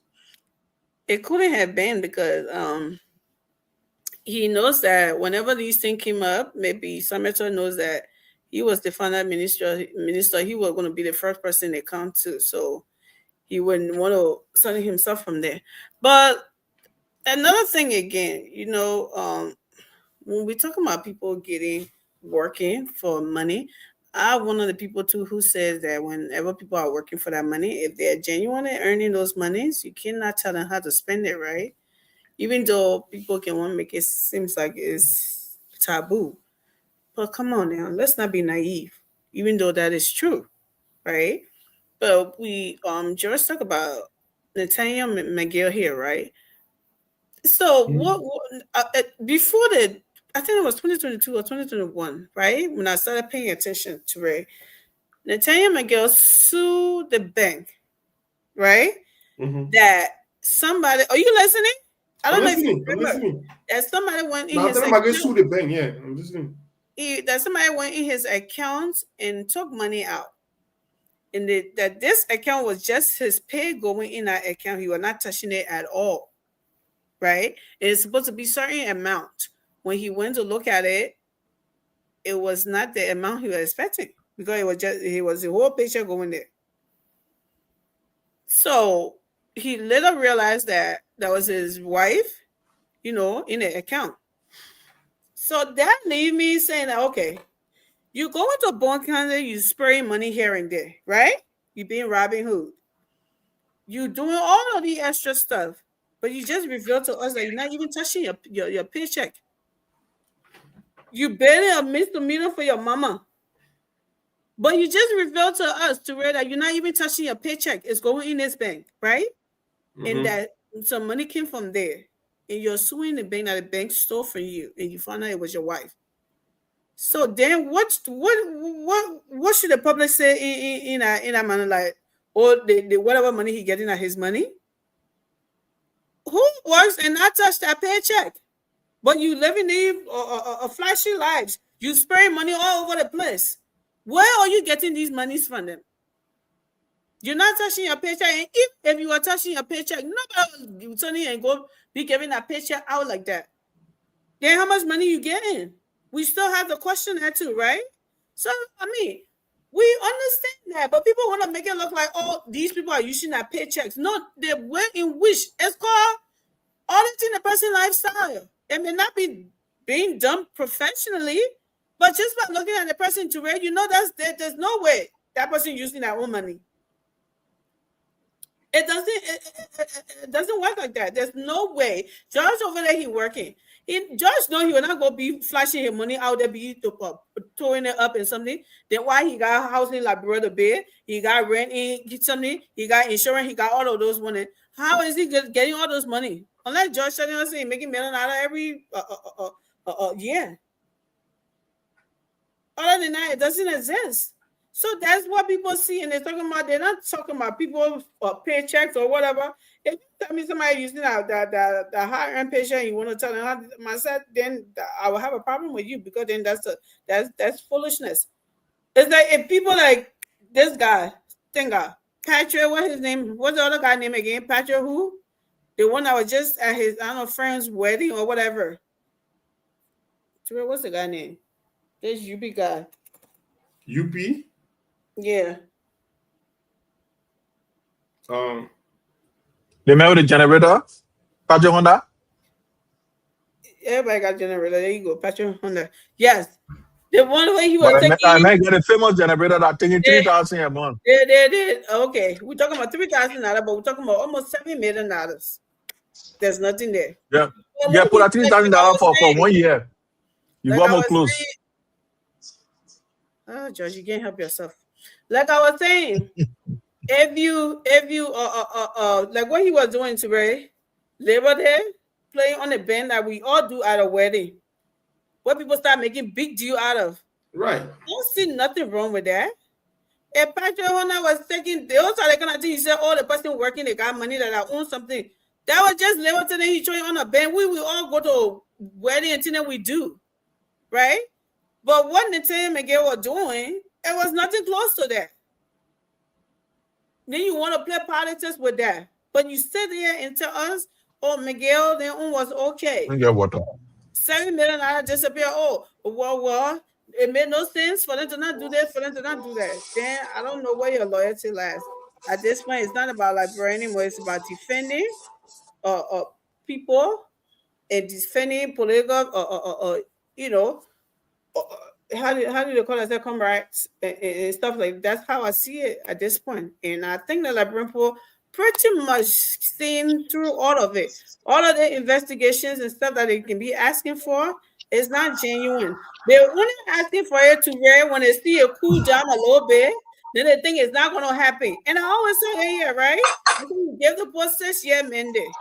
We are only almost in something. We give the process, yeah, Monday. You got some things there, you got statute of limitations. Some there, you got time to go after it. So until it says you can finish and then nothing happened to you, can say, oh yeah, nothing happened. It was like, but why they still got all of this time that you telling us that it would not happen? And so don't put your neck on chopping board. I always say it, and nobody want to listen. When it happened that day, oh man, all the lawyer turn justifying it, doing everything, and that's what George is doing here tonight. And keep him getting, because it doesn't work out for to sit down. You being investigated. Investigators that come, you can go to that investigator with your lawyer and refuse that. I'm not saying a word, but you show up to where you don't go investigation. You say you're not coming anywhere. What nonsense is that? Who the hell do you think you are? You above the law? Then you say all our rights. That's not a right that we have. No. You can't go somewhere, you be indicted for something, they call you to come in for investigation, and you say, I'm not coming anywhere. I got my rights. You have your rights. That's why you got lawyer to go with you. You can stay there, they can be asking you. You can choose not to answer. That's where you choose not to answer. Your lawyer will be the one to answer the questions. The lawyer will tell the clients there, don't answer that. My lawyer will tell me this one. My client will do that. My client will do that. It doesn't just, you don't just somebody they summon you for investigation. You just sit in your bedroom, say they can do whatever you want. You can do whatever you want. And the law 101 that has some of you know. I think some of who don't know law, the way we see things happening is different. Maybe that's me. But anyway, let's go ahead and close this up for the net. You want to okay. I think we should close now because it's almost 1:00. But Amy, I'll just do my closing and my late thing. So look, at the end of the day, we know we all come here with our personal political low talking hat and all of that stuff. But we're talking about the state. We're talking about a state being ransacked, right? Allegedly, even though I can almost guarantee you that there's a lot. You know what I'm saying? But we're just going to be professional and keep it professional. Allegedly. But to grow, and I mean, to try to build any moral, like ground for this sort of behavior, I mean, I don't think it show any sign of patriotism. Like I said, man, individual wealth, you want to flex on it any kind of way you can. Yeah. But Liberia is the only country where you see people broad daylight, knowing very well that monies that they are literally, just because they put in position does not mean you can do whatever you want to do. But you see people washing champagne with government money. Yeah, that was stupid. Like these things happen on President we are. So it tells you how ignorant and lack of sensitivity that some of these guys have, right? And when these things start to play out now, and the lack of sophistication even piss me off. Let's forget about the whole crime is even bad, but the fact that you were absolutely lackadaisical about it, that's even making me absolutely inferior. Like I am infuriated right now about that whole thing. Like the carelessness. That's why Mama said, I don't like her name. That he said when he went to Liberia, he thought corruption they were looting industrial stuff. Right. You know what I'm saying, right? And I think George can agree with me. Look, all these things could be, let's say, nothing could be there for the sake of this conversation. But let's say some of these things that the guy was saying, right? If it is true, bro, how dumb can you be? Like millions of dollars were taken out of that country. I almost gone on them to say almost 300 million were taken out of that country on Madam Salif. But the lack of President Weah government interest to even caution any of that thing, bro. Because of this, they wanted to do And it. this is why this is happening to President Weah and his government officials. The fact that they didn't show no interest whatsoever for 12 years, Madam Salif was president. Nobody engaged that Omar on any corruption charges or corruption interest or interest to just look at something. No. Right? They didn't even do it pretentiously. And when they decided to do it, they went to grab, I don't know, her son had passed away, he was working at Central Bank. They grab it and get paraded and 3-4 days later they releasing, and that was it, right? And Finabono with the audacity now to even refuse to go for a hearing. Can you imagine? To the fact that she knows very well that she's gonna lawyer it up and get some of the best lawyers in the country, and they can exonerate her. That's their belief.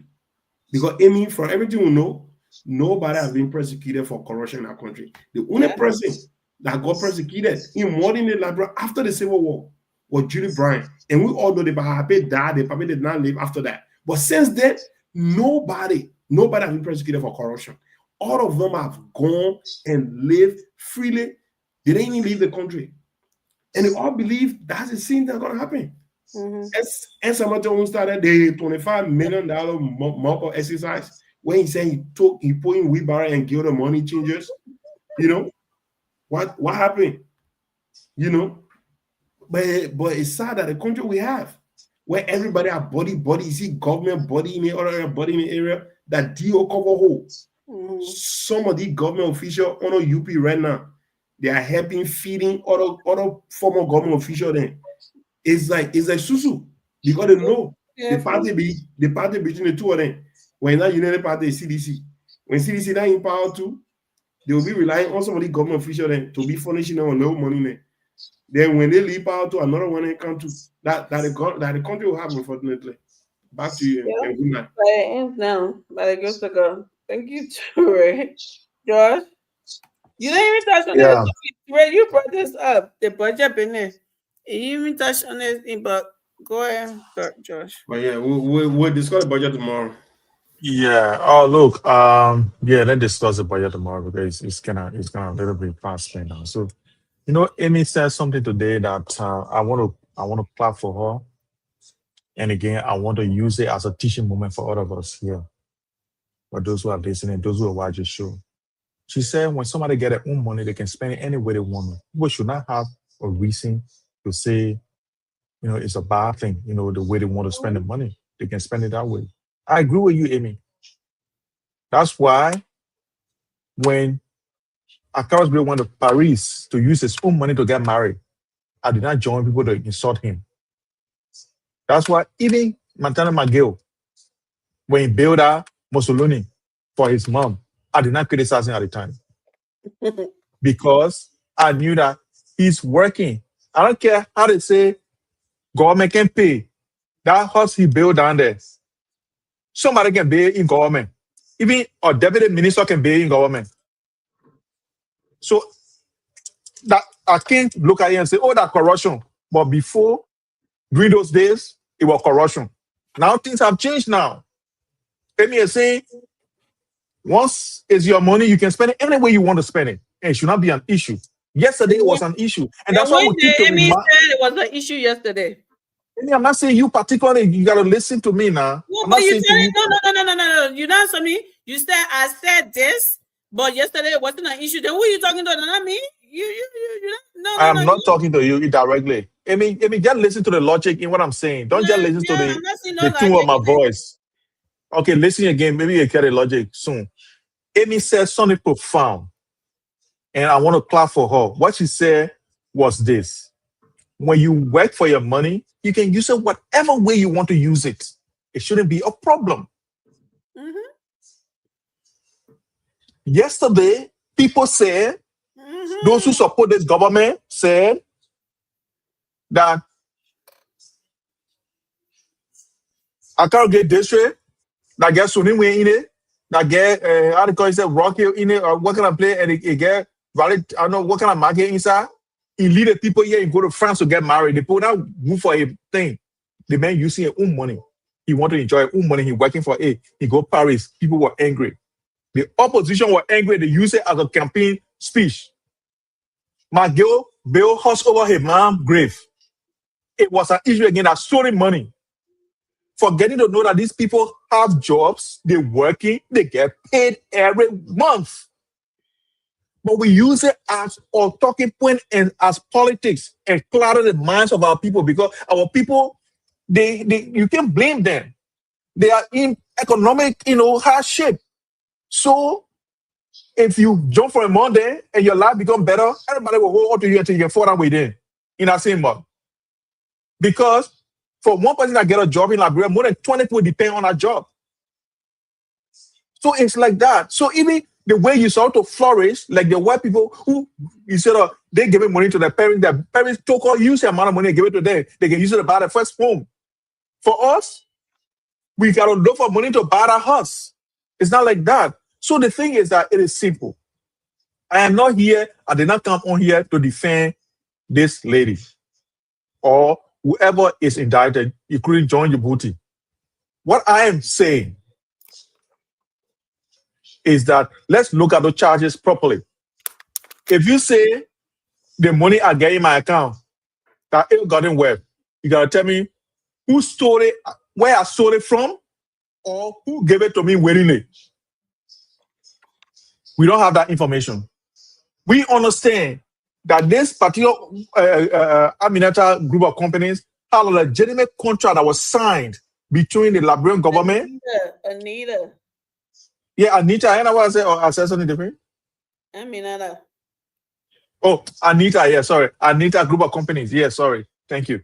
Anita group of companies. They had a legitimate contract with the government, and they were paid, and they used their money any way they wanted to use it. They sent it to France.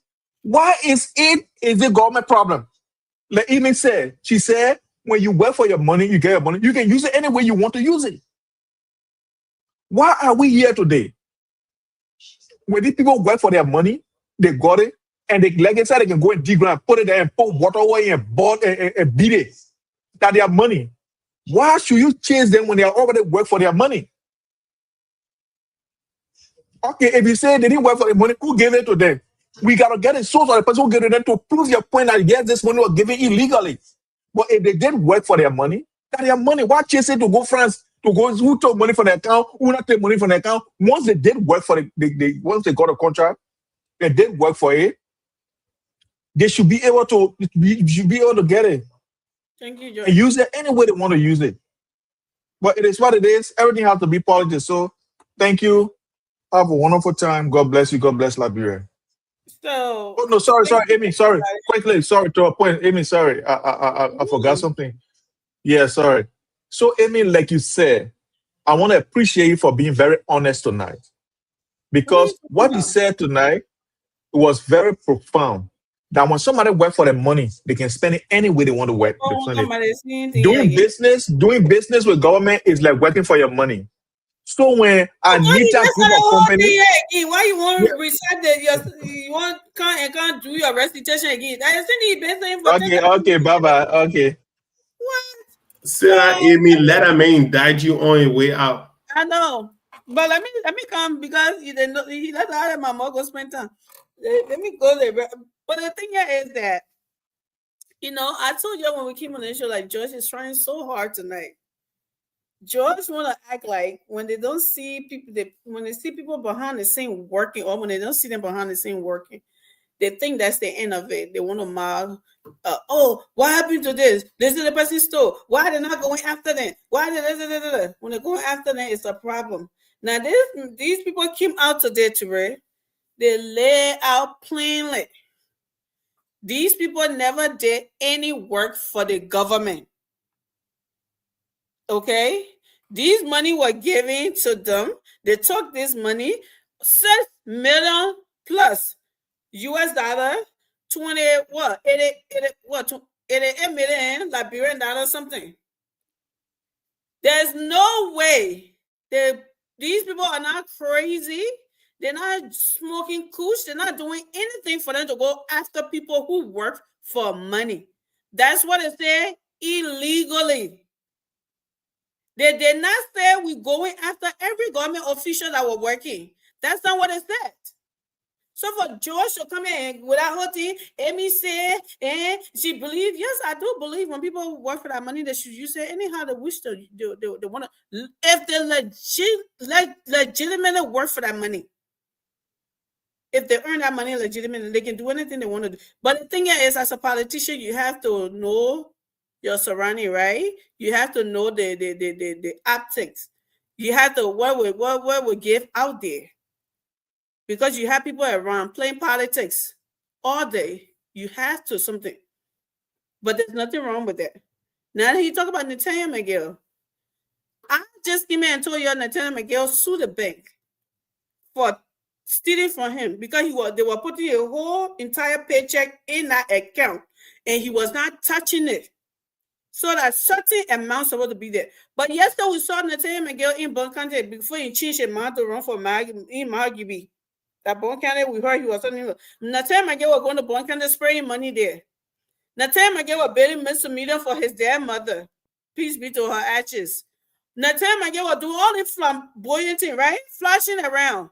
But his paycheck to read that he's supposed to be entitled to and want to use anyhow was laying down in an account that he was not touching. Then you want to come in and tell us that these people are working for this money that they were misusing? No, they were not. So it's a different thing to say when somebody is working for that money to use it anyhow. And I do believe that. If they are genuinely working for that money, that's their money, that's their earning. They can do whatever it is that they want to do with it. But now when you're taking it, stealing from the people, acting like rich man, robbing who all over the place, and being when I think came out that when he built that multi-million to where I don't know if you can remember, he was on the social media talking about the Bible said, honor that mother and that father. Somebody, the people said they say you must steal and do it. I said, oh, actually, the people on Facebook, he said, yeah, that's true. That's what the Bible said. But the Bible, he tell you to steal and go do it. So these are the kind of things we're talking about. Then Joshua want to come here and make it look like the people who are doing that job, professional lawyers, that got that degree they in their hand, but they would just do elective classes. They know more than those people there, and they want to tell them that they're not doing the right thing, they're not something, but they are doing it. It's ridiculous, and it's unfortunate. Like we've been saying here all night today. There are people that Joshua will come here today, they act like they know what the people need now. Even though the government today is doing well better to make the people like something. But then they come here to muddy the sedition because we don't want to listen to them, not the other people. We don't want to listen to them, the thing that they sort of put in line, or when President Walker go to go talk to people to have these biological meetings, to bring things to Liberia, to make things happen in the country is a bad thing. Then they're but the people hungry, the people there. But these things, just sit here and justify them. They're finna bono, even though they are telling you that these people did not work for them. And just come here, telling us that they work for it. The people are doing that job. These lawyers, they don't know that job. They don't know anything that George knows it. But he's telling us that he did not know about Gracious Right. Can you believe that? And they're giving him information out to Ray for him to get mad and question these people. He coming here and trying to what? Muddy those that did these investigations. He's trying to muddy and downplay their investigation. These are the people that care for Liberia that want to come back, want to bring that people then back to tell us to vote for them. These same people that were stealing from them, that they're exposing them now. They want, and that the same group of people to Ray. No different people that they put in are setting back to come back, whatever they think they call themselves now. And Joshua coming here to propagate those messages. They come here now quoting government. They know now how to hold government accountable. But even in the past, they can't even say one thing. They're saying they're not defending it, but you justifying it. You telling us, how will you tell us, George, that you're not defending Finabono? When you telling us, when the asset recovery, the lawyer telling us say this, and you come and telling us say no, the people work for that money. Then what are you doing? You're not defending. What are you doing? You said the people that did the investigation, they lying. You, who say you just confessed that on the show, you say you did not know anything about Gracious Right. You just heard people saying Finabono this, Finabono that. The person that did a deep dive investigation telling you what it is, you telling us something different. And you want to tell us you're not defending. You can't even pass with that. Why I say you will stay here tonight, you'll be talking and hang yourself good. And the Liberian people listening to you tonight, let's come here tomorrow. And you talk about somebody just hear propaganda. And you come in and can talk about somebody in government not doing that and doing that. The things then that you're not mad at today. And I will continue to bring it to you. I will continue to remind you because I want for the people to see your exposure every day and every night. And that's what we're here for. But thank you, everyone. Today was a good show. We started late, so we had to do only one topic. It was a good show. And thank you for coming. And you could please keep sharing the show that people will watch later. We appreciate y'all. Thank God for the weekend. I'm so tired. Thank God we'll be here tomorrow, guys willing. Hopefully to read on break out. Amy losing her train of thought after talking Tabata. Man, Jojo, small Tabata is fired today. I know. I think you come and when it's 10 times you're closing. You see the genuine in you today, Josh. Small Tabata is My argument is plain logic. If you're not charging the people that took money and give it to the people, but you're charging the people that get any money, they ain't break down the bidding to take money. Or we just say they stole the money. Somebody took the money and gave it to them according to you. You're not indict the people. But the people that you get the money to, like, people that they get the money to, don't put in getting money.